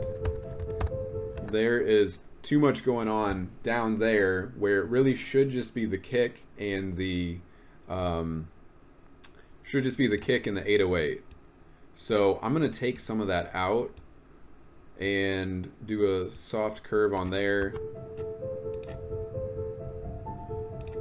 So hopefully you can hear I kept pretty much everything. It's just that pop pop pop pop pop pop pop pop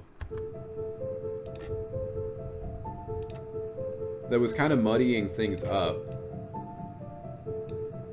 And I think I want to do something like this. So here it is without the EQ. And here it is with the EQ. Right? So we take the bulky part of it and we remove that. And I think that's going to help this mix out a lot.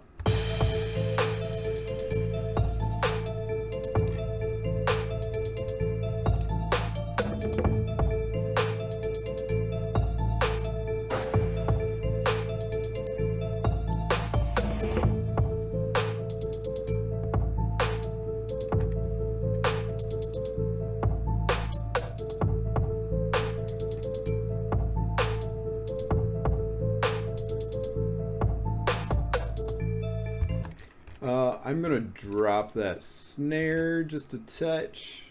Yeah, the snare, not the clap. I'm gonna drop that just like 2 dB.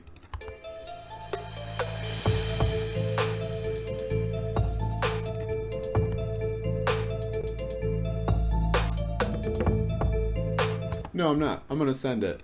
F it, dude. Let's go bowling. Yeah, sometimes you have to make bold moves where it's like, yeah, it goes both ways. Sometimes you have to say like, okay, well, this is getting to the point of being like harder to listen to because it's so loud. But then sometimes you drop it and you're like, well, that is actually taking away an important part of that song, part of the personality. It's removing it. So let's figure out something in the middle. And so in this case, like, I wanted to turn that snare down, but I'm also like, I think I'm going to leave it. Even though I'm kind of feeling like it's too loud, I might get used to it. So I want to see, like, you know, how it plays out.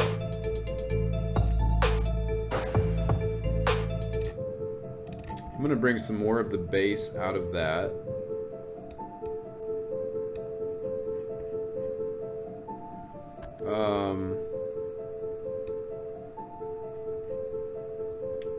And I'm gonna make this a more harsh curve.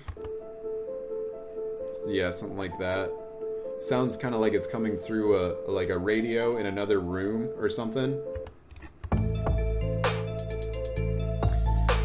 Okie dokie. What's next? That's where this guitar comes in. So let's hear that.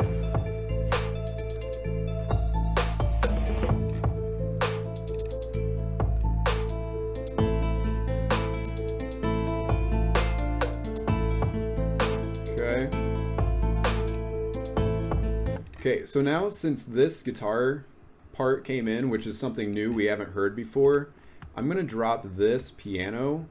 I'm not going to drop it completely out, although you could, but I'm going to drop it down maybe to like 8, from 14 down to 8, because we don't need it to be as prominent right here. Like, we have something new that we want the listener to listen to, so let's make it very clear that that's what they're supposed to be listening to, so that they're not also hearing this thing that is a little, I don't know, like old news at this point. It's like it's been playing for 16 bars. Here's something new, you know, let's take that away a little bit and listen to this thing. Listen to the guitar that's coming in. Pull the piano back so that the guitar makes more of a difference.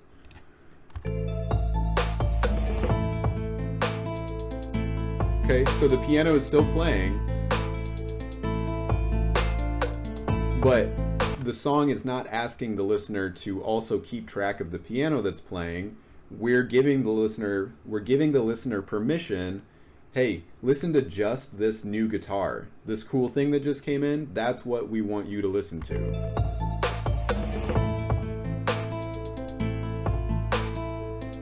Love it.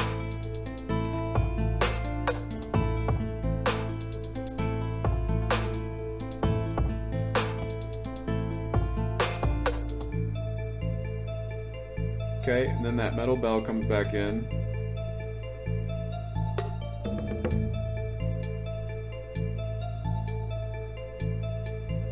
And then this guy comes in.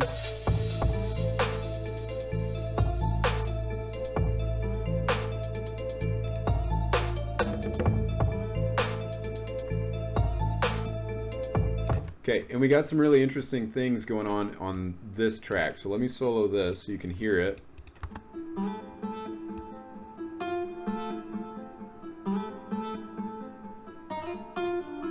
Okay, and that's a really interesting accidental right there. I'm not going to talk too much about music theory, but Mike, however he programmed this guitar, it's staying in key.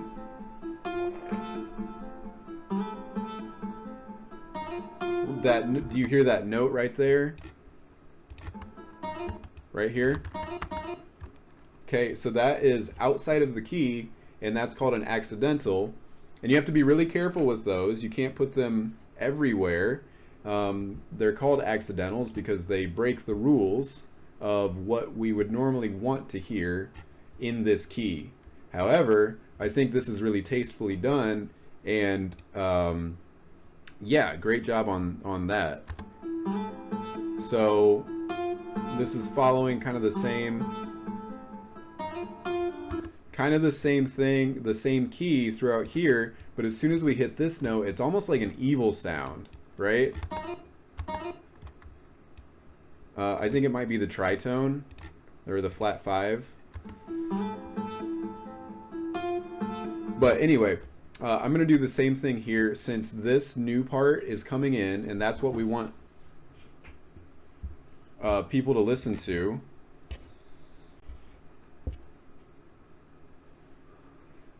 since this guitar part is what we want people to listen to, we are going to drop this stuff lower so that we can make a little more space for it. So I'm going to drop this probably by, let's do just like 4 dB this time, and here we're going to also do from 14 to 10, so another 4 dB on both of these.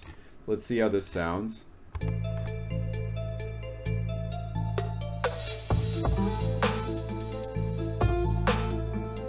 Okay, the guitar is a touch too loud.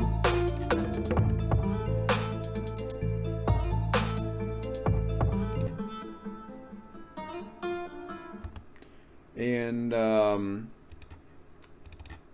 yeah, I'm not sure if Mike meant to do this, so I'm gonna leave it, but I do see that on the left channel it's a lot louder than on the right channel, and that could be a panning choice. He could have actually chosen to put it over in the left side.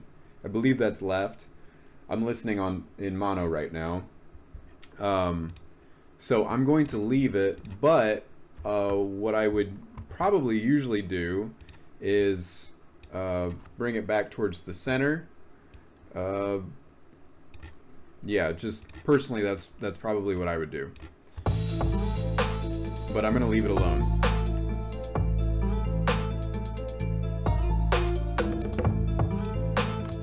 Still a touch too loud, I think. Let's bring that to like 6.5. Okay, and then once this thing drops out, that's when a harp comes in.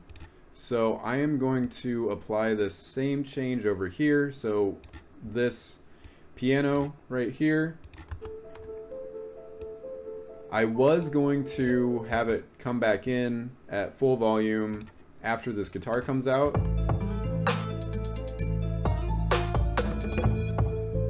All right, so now the piano has dropped.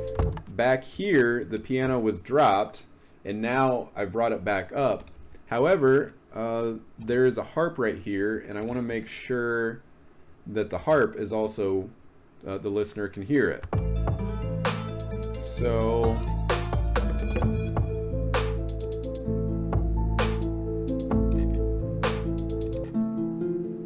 okay, so the harp is a little hard to hear with how loud the piano is, and since the piano is not a main instrument right now, it's just an accompaniment, then I am going to keep this down lower than it normally would be when we want people to be focusing on that piano. So this is still down 4 dB, and then the harp comes in, and that's what we want people to listen to. I'm going to bring this up to here.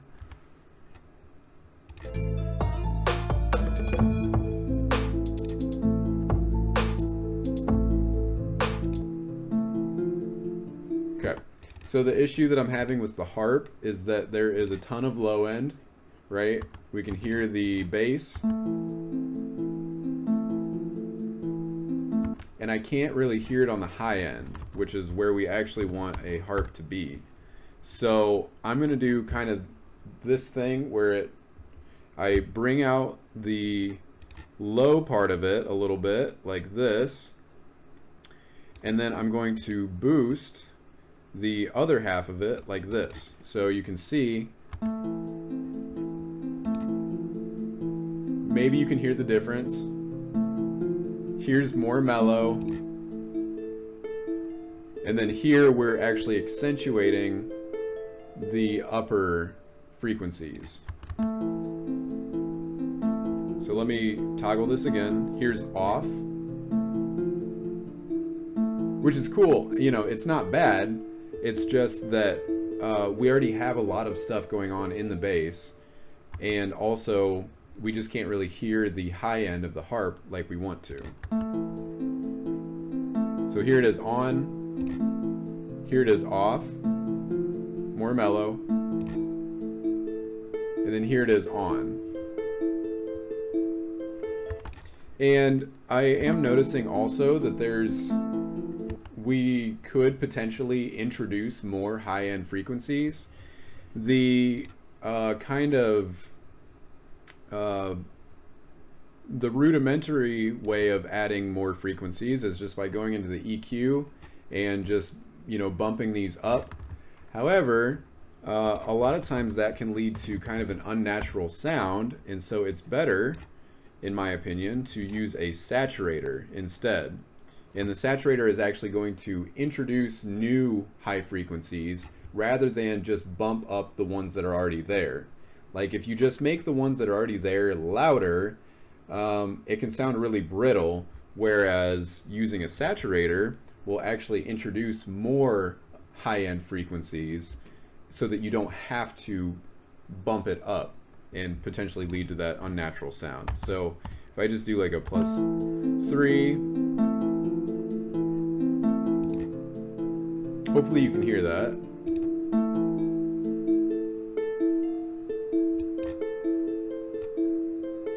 It's just a little more interesting with the saturator. And I'm going to try putting the saturator after the EQ as well. I like to swap things and see, you know, which one I like better.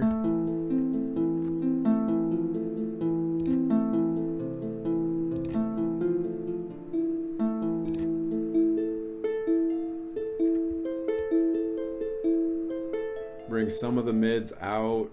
All right, now let's hear how it sounds in the mix.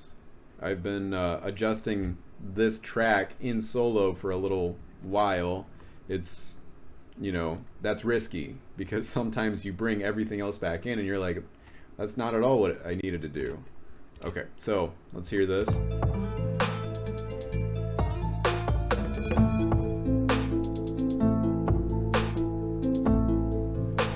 Yeah, and even there, I would say there's still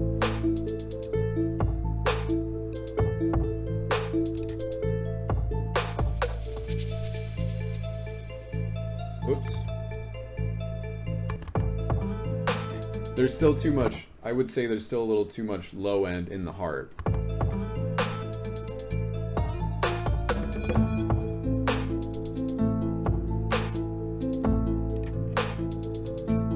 Even still, I'm gonna bring this up. I think that's what we're looking for.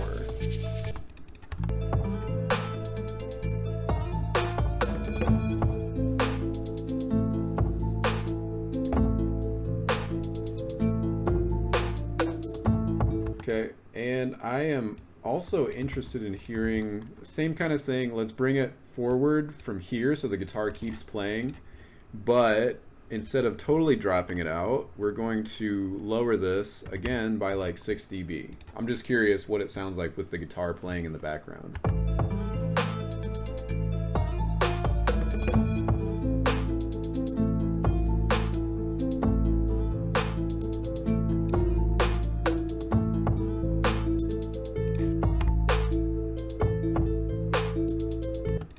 Honestly, I feel like this still needs more on the saturator.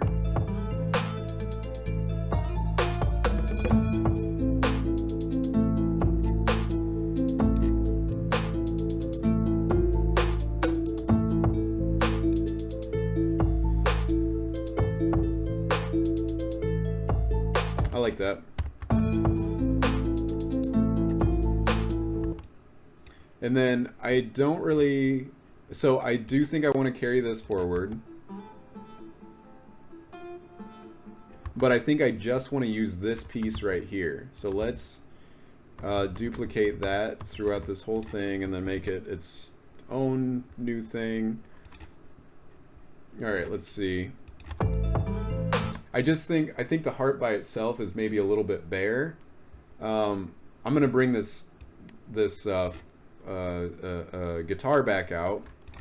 I need to rename this guitar. I need to bring this guitar, or I'm going to bring this guitar back out to make sure that we hear it both ways and decide which one we like better. But I think that the harp by itself, it might be a little awkward with the guitar playing here and then all of a sudden the guitar is all done and then the harp comes in and then the harp is all done. This way we might introduce a little more like they're kind of interwoven. So let's hear this.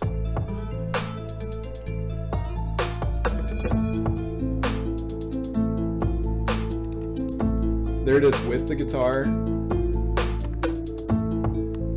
Here it is without the guitar.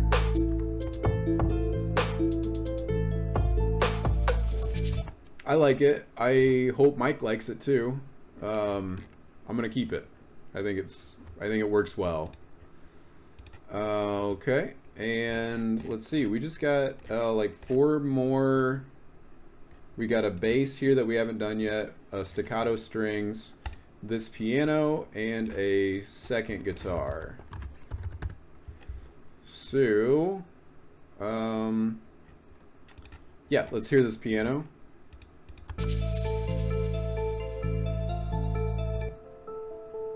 Okay, quiet. We need to bring this one up to match everything else.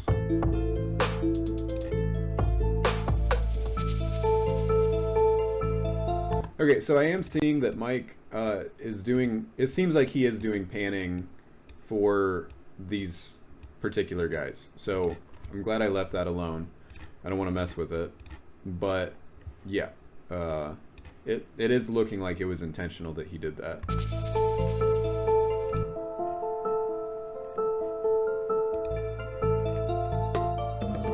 Okay, so again, this one is something new that we want the listener to be hearing. So as a result, I am going to drop this guy. Let's drop it to like 7 dB. Or wait, maybe that's too much. Let's do drop it to 10. So we drop it by 6 dB.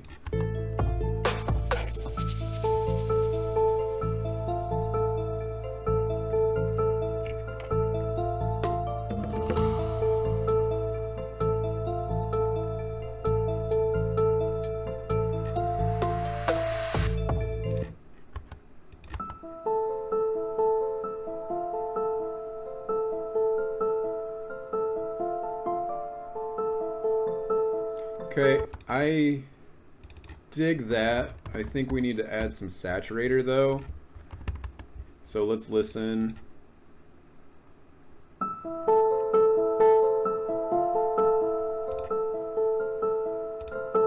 can hear it. It's more exciting. A saturator sometimes is called an exciter because it excites the high frequencies. Well, all of the frequencies, but the high frequencies are the ones you hear the most. Our ears are more sensitive the higher we get, up to a certain point where we can't hear it anymore. But that it is, yeah. I won't get into that. The anatomy is really intriguing because our ears are more sensitive to that, which really aids the fact that we can speak to each other. If our ears were not that sensitive up there, we wouldn't actually be able to hear articulations in the words that we're saying. So, I don't know, that's just really incredible to me, that our ears are so much more sensitive to those high notes. But anyway,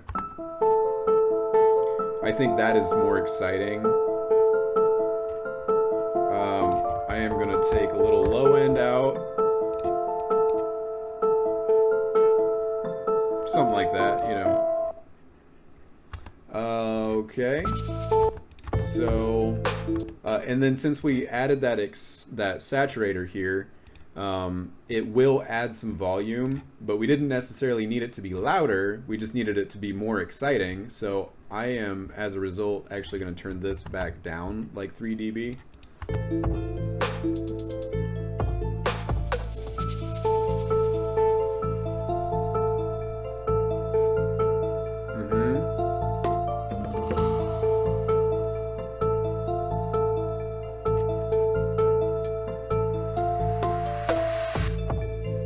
Okay, and then that's where these strings come in. I'm going to assume that we want to drop this down. So again, instead of this metal bell thing coming in full volume, we're actually going to drop it down because we have something else that we want the listener to listen to. So let's bring this up. Let me turn this on. These are called staccato strings.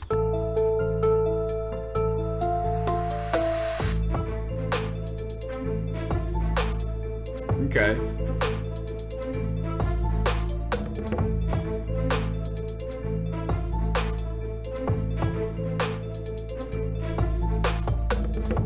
Okay, so I think what I would like to do here is make it so that these strings are not coming in all of a sudden right here.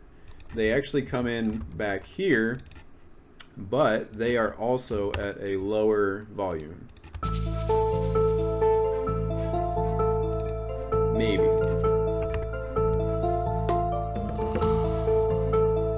Or maybe fade them in. Okay, so no strings.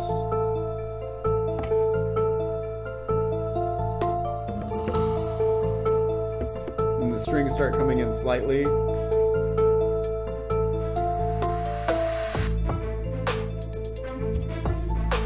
Yeah, I think so.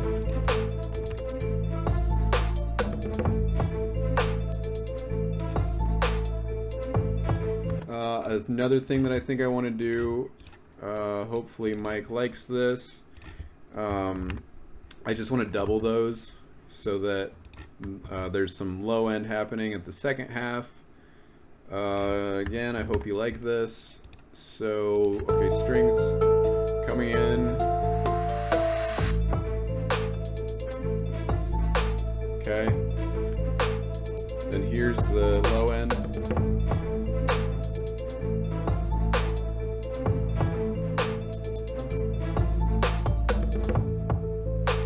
I like that, and then we could even use this low end like over here.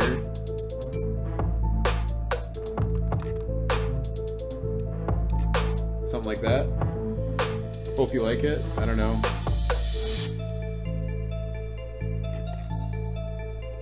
Okay, and then finally this metal bell actually does come in full volume. So this is really great for the progression of the song. If you'll notice, here at the start, when we first introduce the metal bell, it's happening full volume. It drops out, and then it happens at full volume again. Now we introduce some other instrumentation, and so we drop the metal bell a little bit. It's still playing, but in the background. Drops out, and then it comes back in, still playing in the background. And finally, to close the song out, the metal bell is happening at full volume again.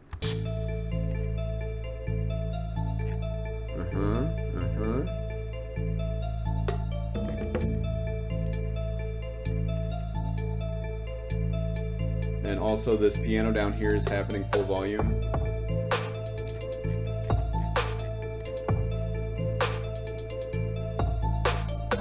Alright, I think I do need to drop this, like, let's just do one. I really don't, maybe it's the clap.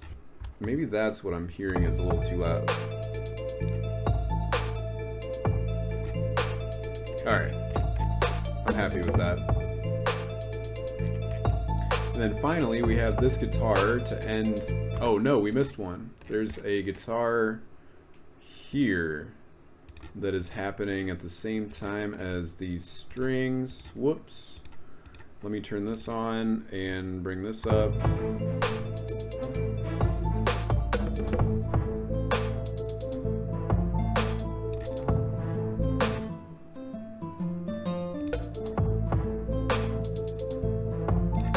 Alright, I'm gonna drop these.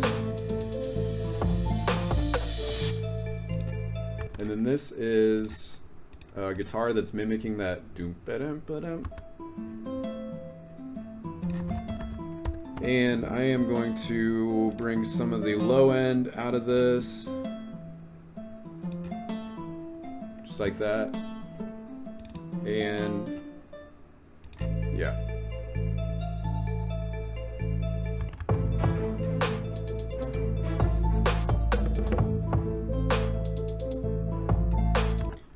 And then again, I want to bring this down by like 6 dB because I want people to listen to the guitar, not listen to the piano.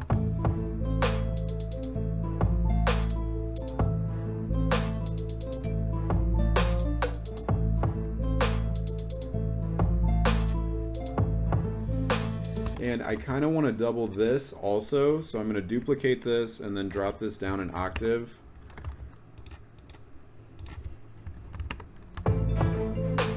which is 12 semitones, by the way. 12 half steps is an octave.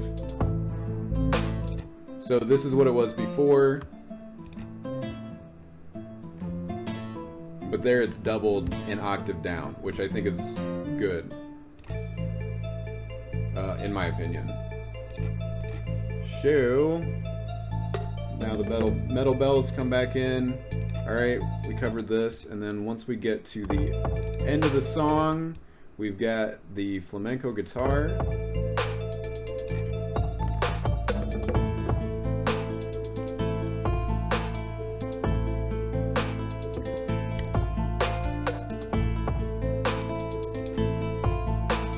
All right.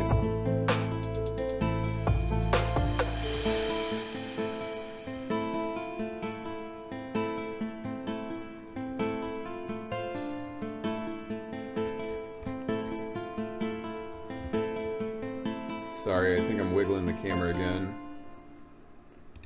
Cool.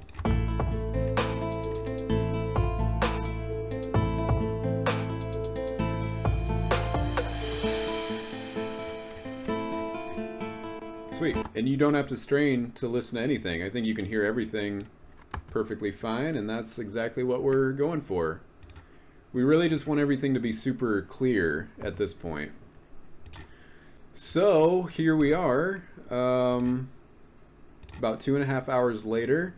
We've got a leveled track here for Mike Hunn. I think of course you could continue to go through and do like some EQing on different things. You could do some compression, etc.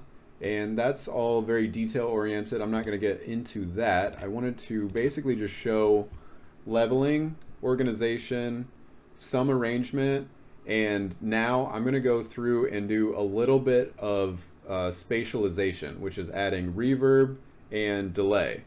However, I'm not going to go one by one and add a reverb. Here, let me switch this. So I'm not going to go through and add a reverb for every single channel, for every single track. What I'm going to do is create one send, and that we're going to determine how much of each track we want to send to that one send, and it's going to save us a ton of time. We're just going to have one reverb that everything gets sent to. You could have 3 reverbs. You could have a different reverb on every single one, every single track if you wanted to.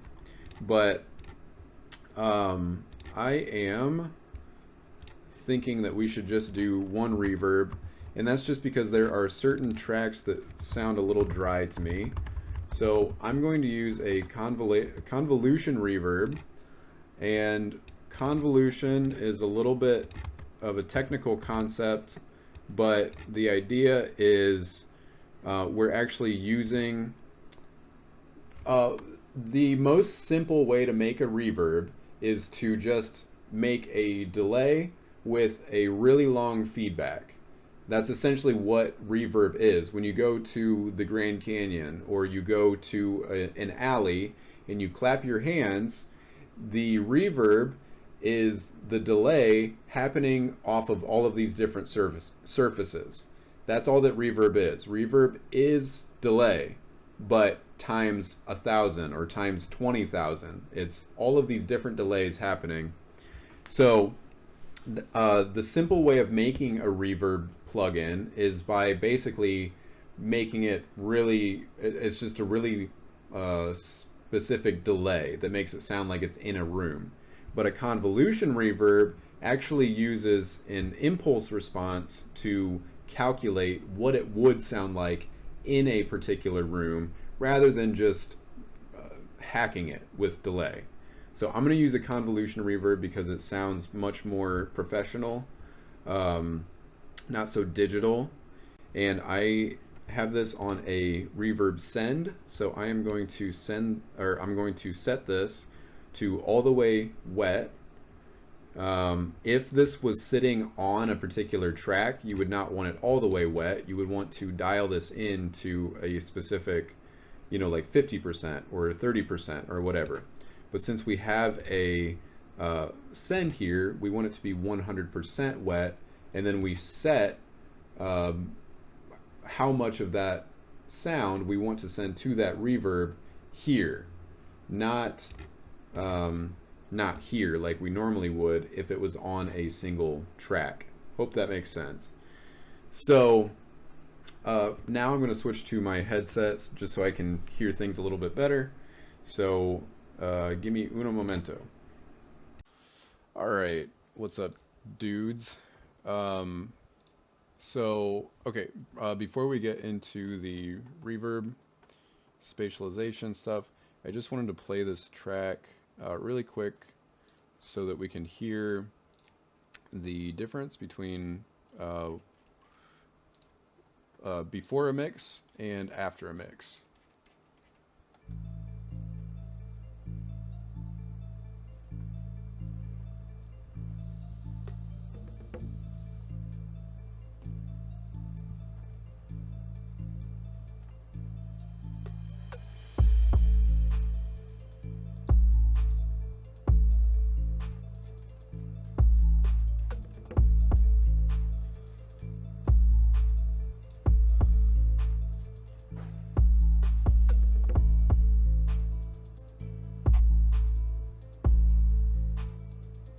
I don't know why that one riser is working some of the time, but not all the time. I don't know why.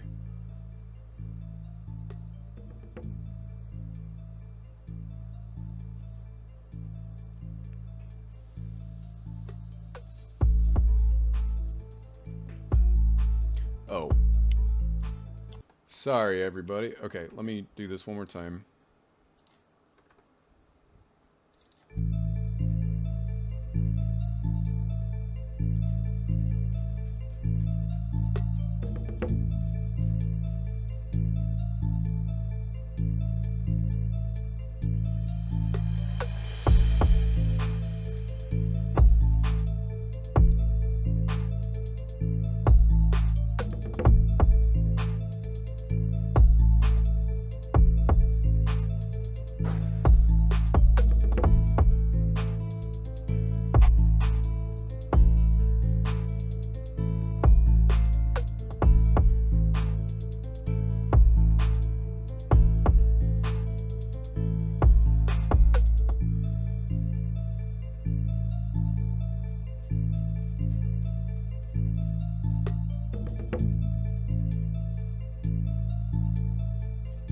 So then this is the part where this guitar comes in.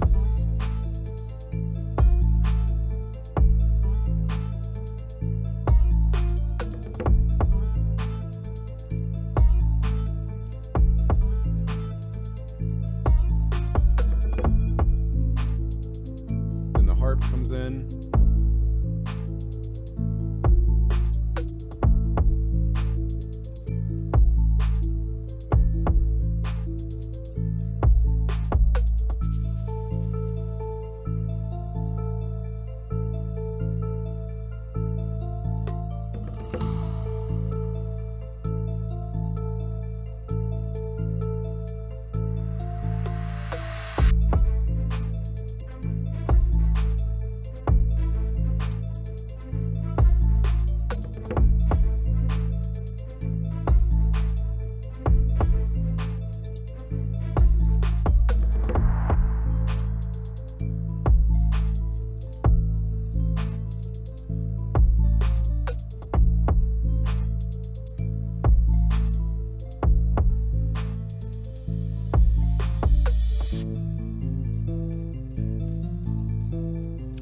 We didn't mix that. I forgot about that part.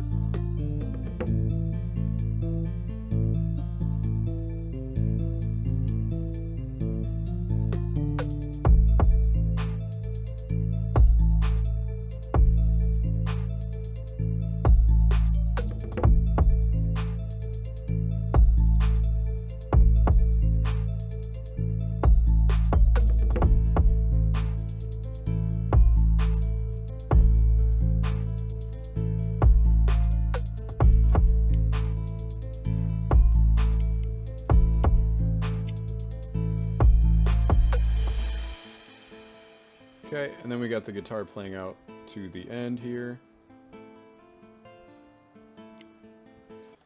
Alright, so now it's really good to go back and listen to what it was like originally to make sure that you like the changes that you made. You know, I might send this over to Mike and he says like, hey, we're missing this one thing. Like, I liked in the original how it did that thing. You took that out, or you made it so it doesn't do that anymore, for instance. So it's good to go back and listen to it originally. Now here it is with the mix.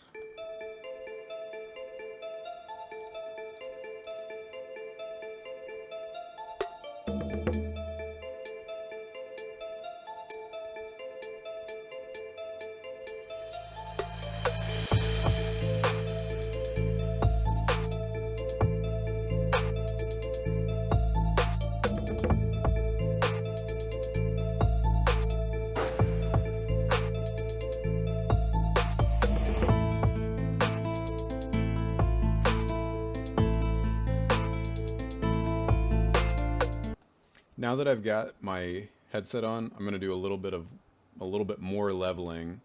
Now that I can hear more clearly what's going on, there are a couple changes I want to make.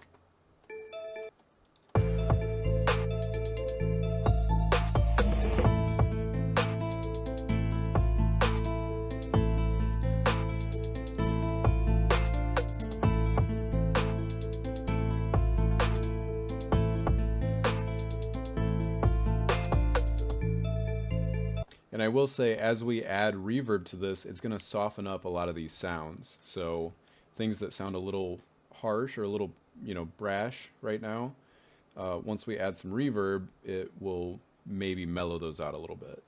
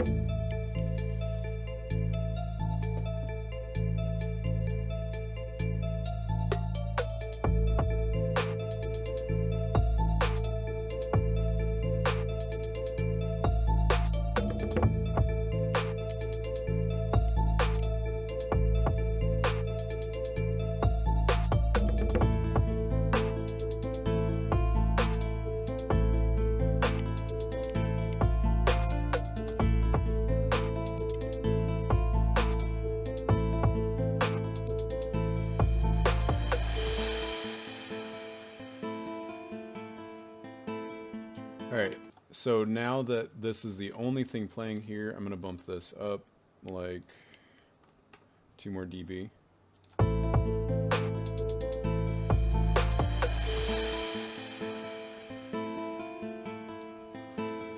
Alright, yeah, I'm liking that where we are. So let's see, where's the... Okay, so there are a couple things we missed. A bass right here.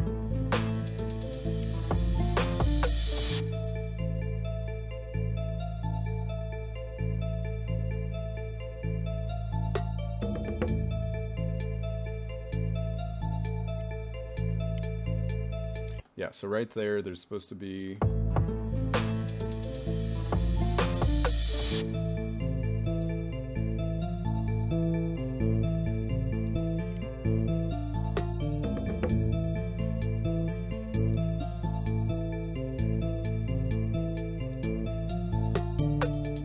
Okay, and I do feel like the metal bells should drop down so that the bass is more apparent. Yep. Like that. And then there was one reverse here. This is something we missed. Okay. And that sounds, I think, fine where it's at. All right. Now, next thing I want to do is, well, next two things I want to do are I want to look at the way the wave forms look currently. I'm going to use that, or I'm going to do that using the resampling method in Ableton. So I have a new audio track right here, and it's just going to be recording absolutely everything that is playing through the DAW right now. So we're going to get a good look at what the waveforms look like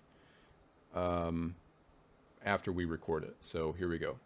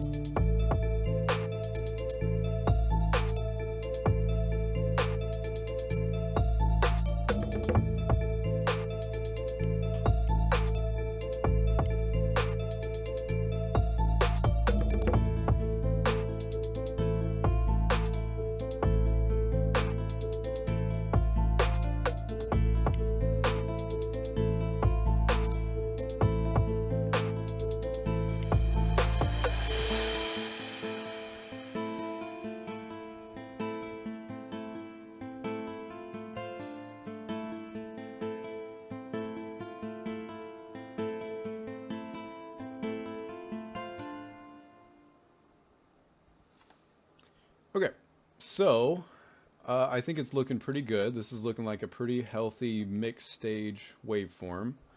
However, we do notice some discrepancies, like it's a certain volume here, and it's a certain volume here, and that's okay. It's okay for it to be quieter at the start and the end, and if you had like a breakdown somewhere in here, um, that would be fine if it's quieter, but it gets a lot louder throughout here, and that's something that I want to work on really quick before we add more, before we do any more to this.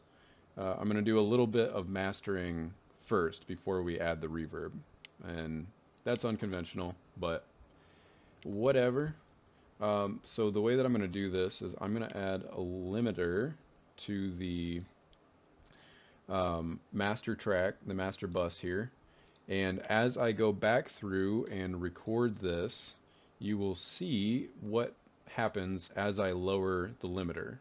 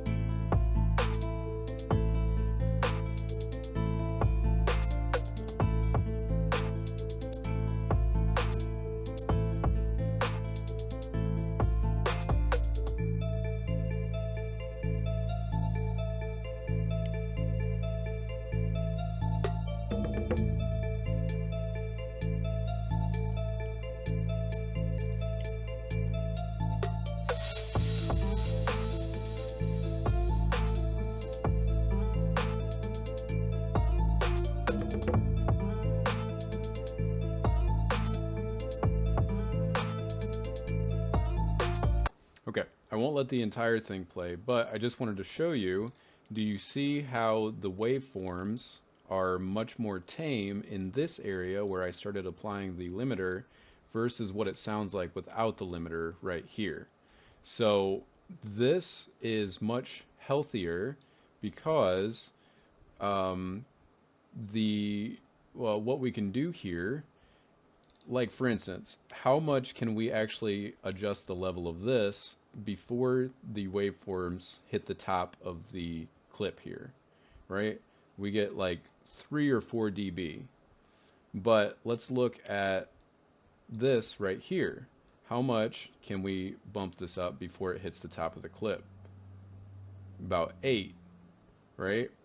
And so this is what we are really looking for, because this is actually a more interesting and exciting experience for the listener versus this right here. And there are also some technical reasons that you would want to do it like this, but the point is that we want to make things look more like this, so that at the end, when it's time to bring everything back up to this volume, we can get as much out of it as we can, and we get an extra loud track that still sounds like it's not too loud. It's not clipping or anything like that.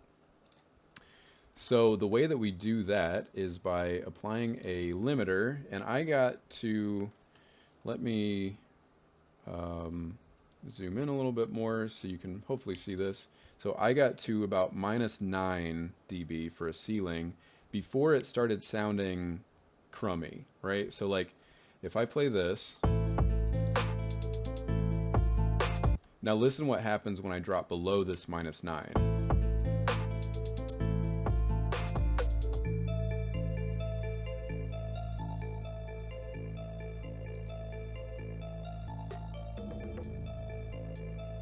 So two things happen. We cut off way, way, way too much of the waveform and it starts clipping. And then the other thing is, it's just way, way too quiet. Like if we recorded this, the loud parts and the quiet parts would look the same volume. And you want the quiet parts to be quiet and you want the loud parts to be loud. That's called dynamics. So, and this is what this would look like. See how tiny this is? So if we were to do that for the whole thing, we could bring it all the way up to like 24 dB before it starts hitting the top of the clip. But we don't want to chop off too much. We want to do this cleanly. So We've got -9 here. And what this is going to do looks like this. So it's going to leave this stuff alone. It's going to leave the quiet parts alone. But the parts that come in after that,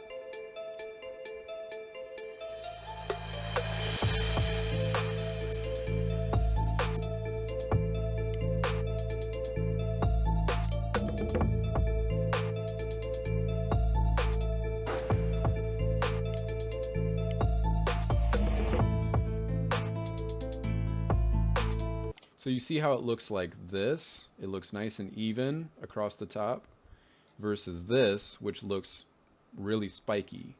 So, and the funny thing is, if we listen to this,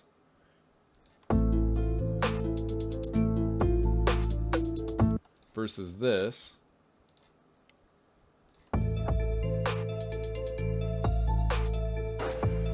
so that was without the limiter and with the limiter.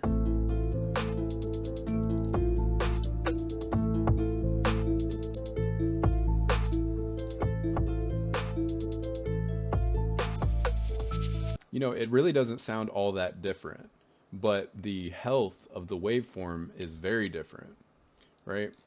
So this is basically what you would be doing with mastering. And then, for instance, let me record this one more time.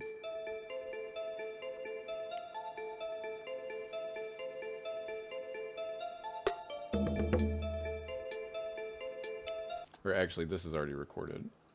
Let me just record over here.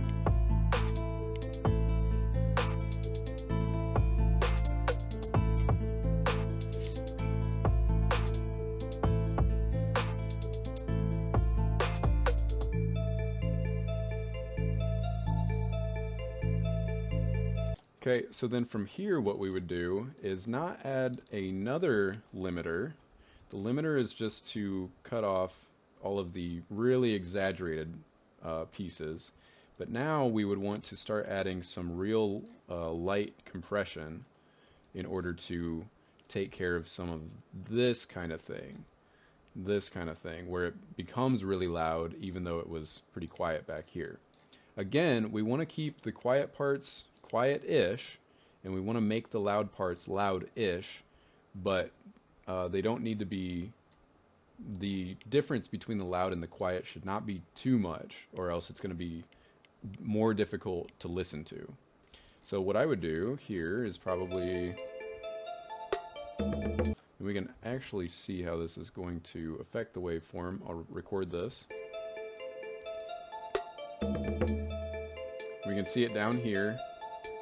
So I need to drop this into this territory.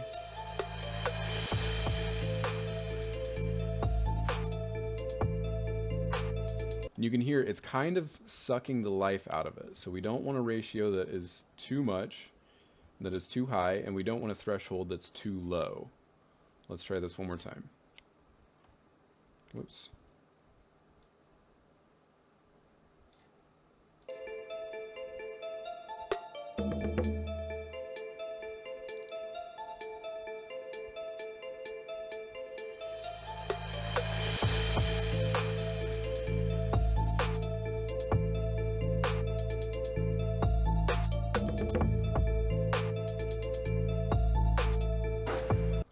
You know, and then in the mastering stage, we could also say like, okay, well, let's do this.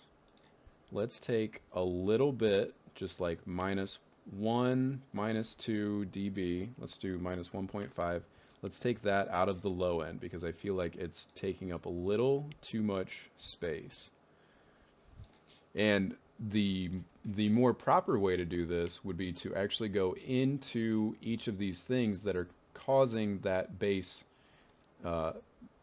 response to happen, but I'm just going to fix this in the master because I'm trying to keep this moving. So let's go ahead and remove everything below like 200. Listen to that. Let's.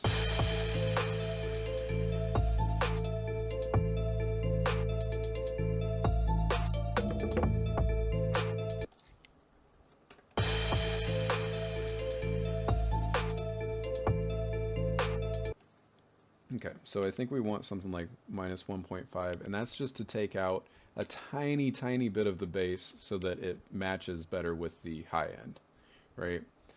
And again, all of this stuff, if I wasn't trying to get this done in a single afternoon, I would be spending a lot more time trying different things and really honing in on uh, all the effective ways that we can adjust this mix in this master. But since I am trying to get this done and like try and hit everything by a reasonable time, then we are uh, probably just going to stick with this. Just a simple EQ, a simple limiter, and then a compressor after that. And then what ends up happening is we will have a track that looks somewhat like this right here, so that we can adjust everything up after it comes out of the project, not before. We're not actually going to go in and adjust the volume of any of these tracks. We're just going to commit to this volume so that afterwards we normalize it and it brings everything up to here. That's really what we're looking for. And what that has the effect of doing is just bringing out like a really healthy volume for the master. Let's go ahead and add some reverb, and then I think I'm gonna call this done, so that I can also try and get to edit this a little bit. So basically, I'm just gonna go one instrument at a time. I'm gonna listen to when it plays, and then I am going to adjust this right here, which is the reverb send. So if you're unfamiliar, this is what happens. This is with nothing sent to the reverb. Okay. And then if I send it all the way to the reverb, this is what it sounds like. Okay. And let's actually dial in, let's grab I think a chamber would work best for this. Yeah, so it sounds big, but as far as reverbs go, it's not the Grand Canyon. It's it's like a concert hall almost. And I'm just gonna stick with that. I'm not even gonna mess with the EQing that or anything, compressing it. You could do all that to the reverb, and I do often like to do that. However, I'm just gonna cargo cult it. I'm gonna full send it. Okay, so for instance, you hear that, how it just tink. Okay, but maybe I usually start at like minus 12. Maybe we want it to sound like this. Okay, so it adds a little life to it. Oh baby. And I'm just going to go through and do that for all of these. I am not going to, or I won't say I'm not going to, but I will be very careful how much of the bass I send to reverbs, because it can overwhelm your mix very quickly. Very, very quickly. In fact, one thing you might want to do when you're mixing is add an EQ right before the reverb that cuts off most of the bass frequencies before it hits the reverb. And you can also do this here, whatever works. So anyway, let's get back to this. I already like, let me delete this. I already like the amount of reverb that Mike put on this guy, but we could add more.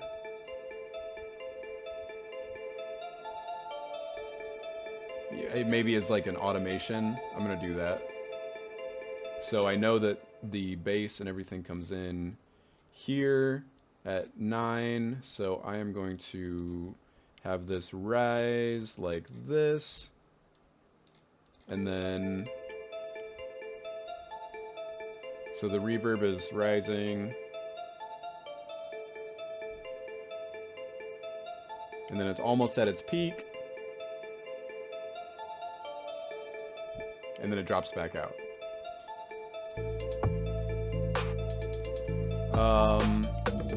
Let's see what else. This perk, potentially. Yep, let's go ahead and add maybe minus 12. Let's do a little less, minus 18. Something like that, maybe.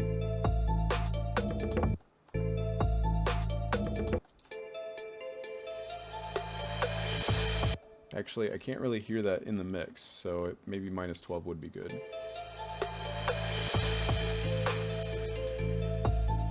Yep. Hi-hat, I want to be careful how much I send that to the reverb, because it can really clog up the high end as well. Something you might want to do is create a separate reverb that is not nearly as long, so it would sound more like that. So it doesn't take up so much of the space when the hi-hat hits it. But I do want a little bit.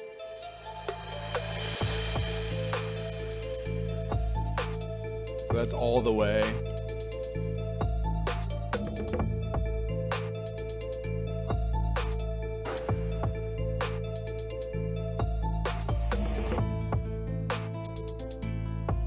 I'm gonna do let's do like minus 21.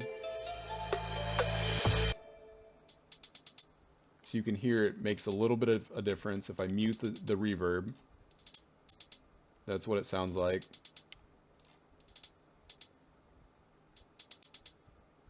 Yup. Now, when it comes to the snare and the clap, this is where it gets interesting, because we could send a lot of reverb, or we could do no reverb at all, or we could do somewhere in between. So like, for instance,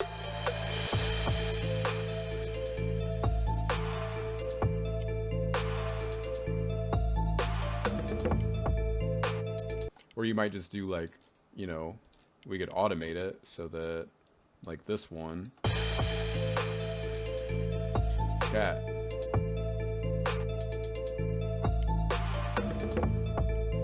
I don't know. We'll keep it. Just make that sound kind of cool.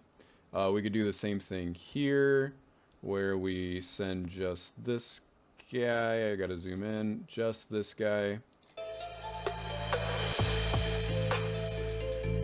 I don't know. I mean, I don't really like that so much. But we could do a little bit.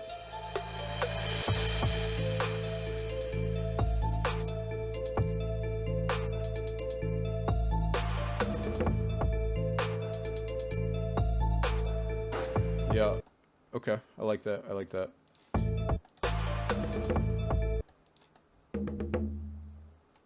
And this we could send to a little bit of reverb maybe.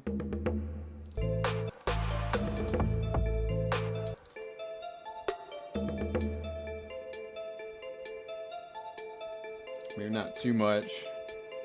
Let's just do like minus 18, I guess. Yeah, whatever. And then the kick, I'm not going to send to reverb at all in the 808.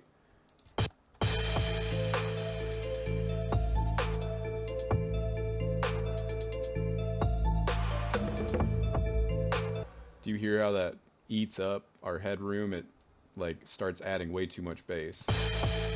So I'm gonna send no 808 to the reverb.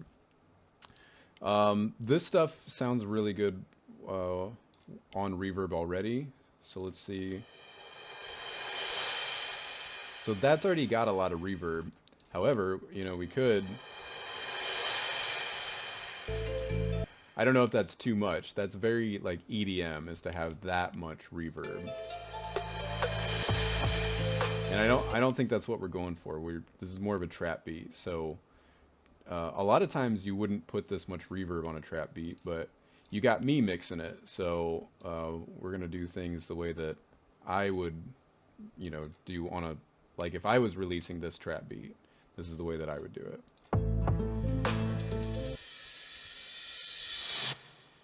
That one I think is good. It's got a little reverb.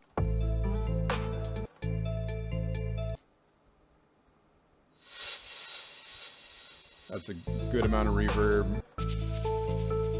That's a good amount of reverb. Yeah. And this one we could add reverb to it, but it might take some of the Like it's kind of cool how it goes into the next part, but you know, like listen to this. It dies out versus, and I think that's what we're going for. It's more of a suspense thriller or a suspense riser rather than you know, like a whitewash of sound, like white noise. That one I want to add a little reverb to, I think. And then that, very EDM. A little bit of reverb. I mean, there was already reverb on it, but I'm going to add a little bit more. And then here.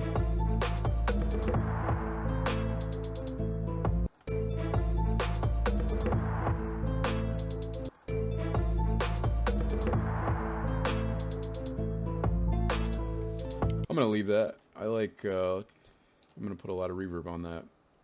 Trying a lot of different things, so, you know, that's kind of the name of the game. Normally I would send this back to a client, and then the client would be like, hey, actually I think there's too much reverb on this thing at this timestamp or whatever.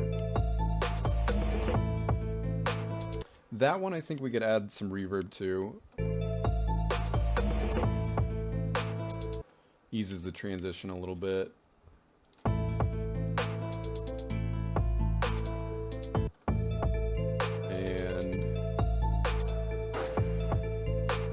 I think that's good. That's good. Okay, what's next? Bass, we're not going to add any reverb to.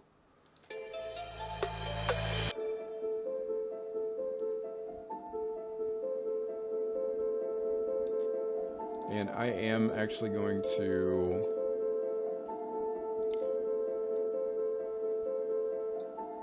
basically just cut some stuff around here, around the like what, 500 hertz.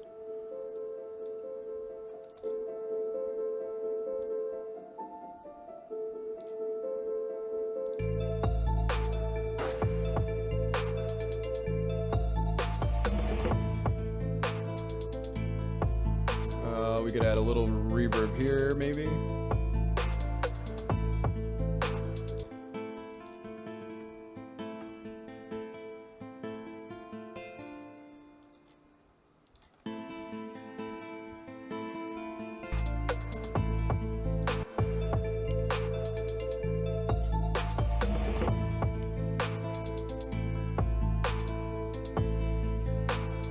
And some of these, since we're sending it to the reverb also, we're going to need to turn it down a little bit because it's adding to the volume as well.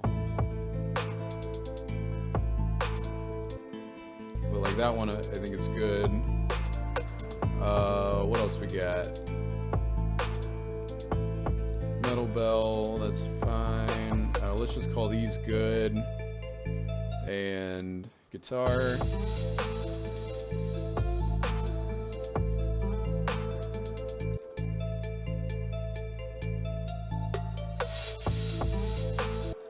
That I'm gonna turn down probably to like 16.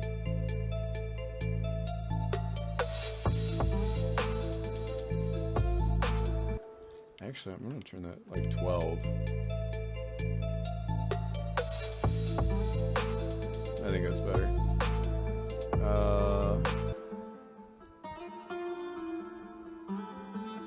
We could give that a ton of reverb, but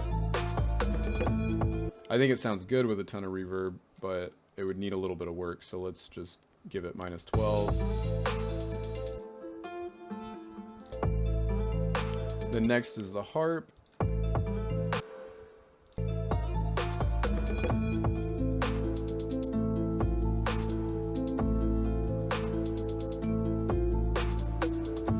And we can hear, now that we're adding some more stuff, we can hear that the limiter is, check this out.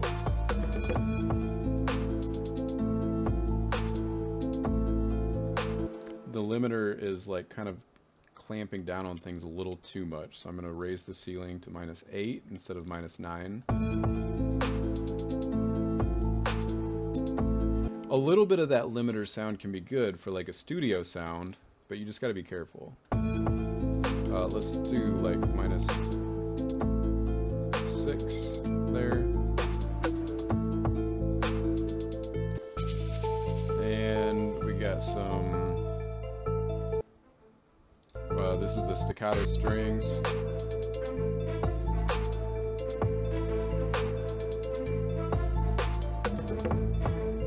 I'm gonna give it a -18.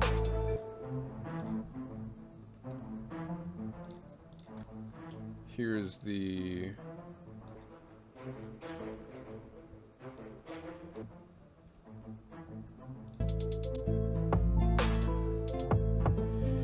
double down strings, and I think we just got one more to work on. Yeah, 2 more. Guitar.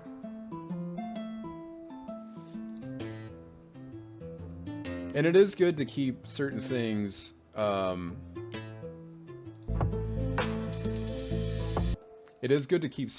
dry, right? Because you need the contrast between things that have reverb on them and the things that don't. Because if everything has reverb, it just gets messy. So something like this, I might keep that totally dry.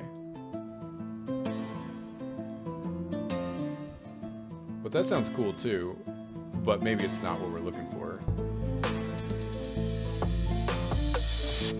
Yeah, I'm just gonna keep that totally dry, and you know what? I think the song is done. I like this. For about 3 hours of work, I like this. Let me resample this one more time so that we can see what the waveforms look like. And let's just give it a final listen. One more time, let me just give you a sampling of what it sounded like at the start of this afternoon. So I'll just play a couple different parts.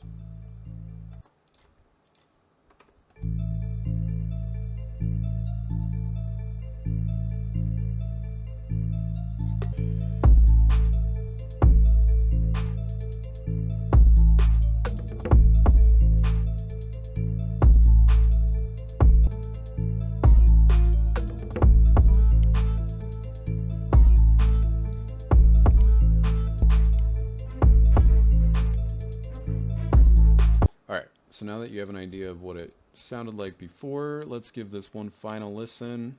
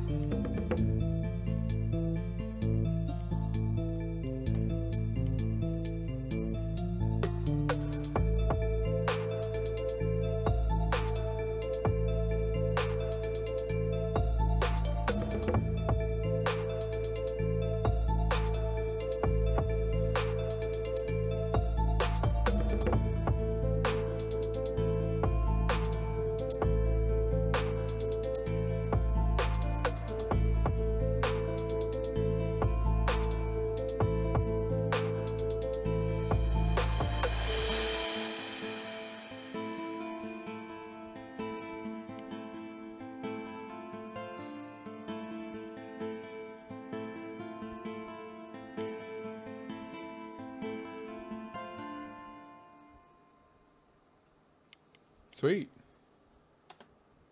So now, since we have got these mastering effects on the master bus, our waveform is coming out looking like this, nice and even across the top, which means once we normalize it, which means bringing it up to essentially where it touches the top of the clip, once we normalize it, we would be able to add about 8.5 dB of gain there, which means the way that this translates is, say you're in a YouTube video, and if you have it turned all the way up, then what am I getting at? Yeah, it's just healthier. Do it that way. Because if we can only bump it up to like 4.5, it's going to sound quiet compared to other people's tracks. So mixing and mastering is really good for making sure that we have a very healthy volume at the output, so that people can actually enjoy listening to this thing and not have to be messing with their volume. And even sometimes, like if you're in the car, if it's not mixed or mastered a certain way, you might turn it all the way up and you're like, it just won't go any louder. Like I want to listen to this really loud and it won't go any louder, right? And that's because the track is quiet already. So you have to keep boosting it and boosting it, except when you mix and master it. So anyway, my freaking my throat is a little tired from talking for about 3-4 hours. So I'm gonna go and edit this. And again, I just wanted to say I am this whole session was not coming from a place of authority, like I know everything about mixing. I definitely don't. Somebody else could possibly have mixed this a lot better than I could.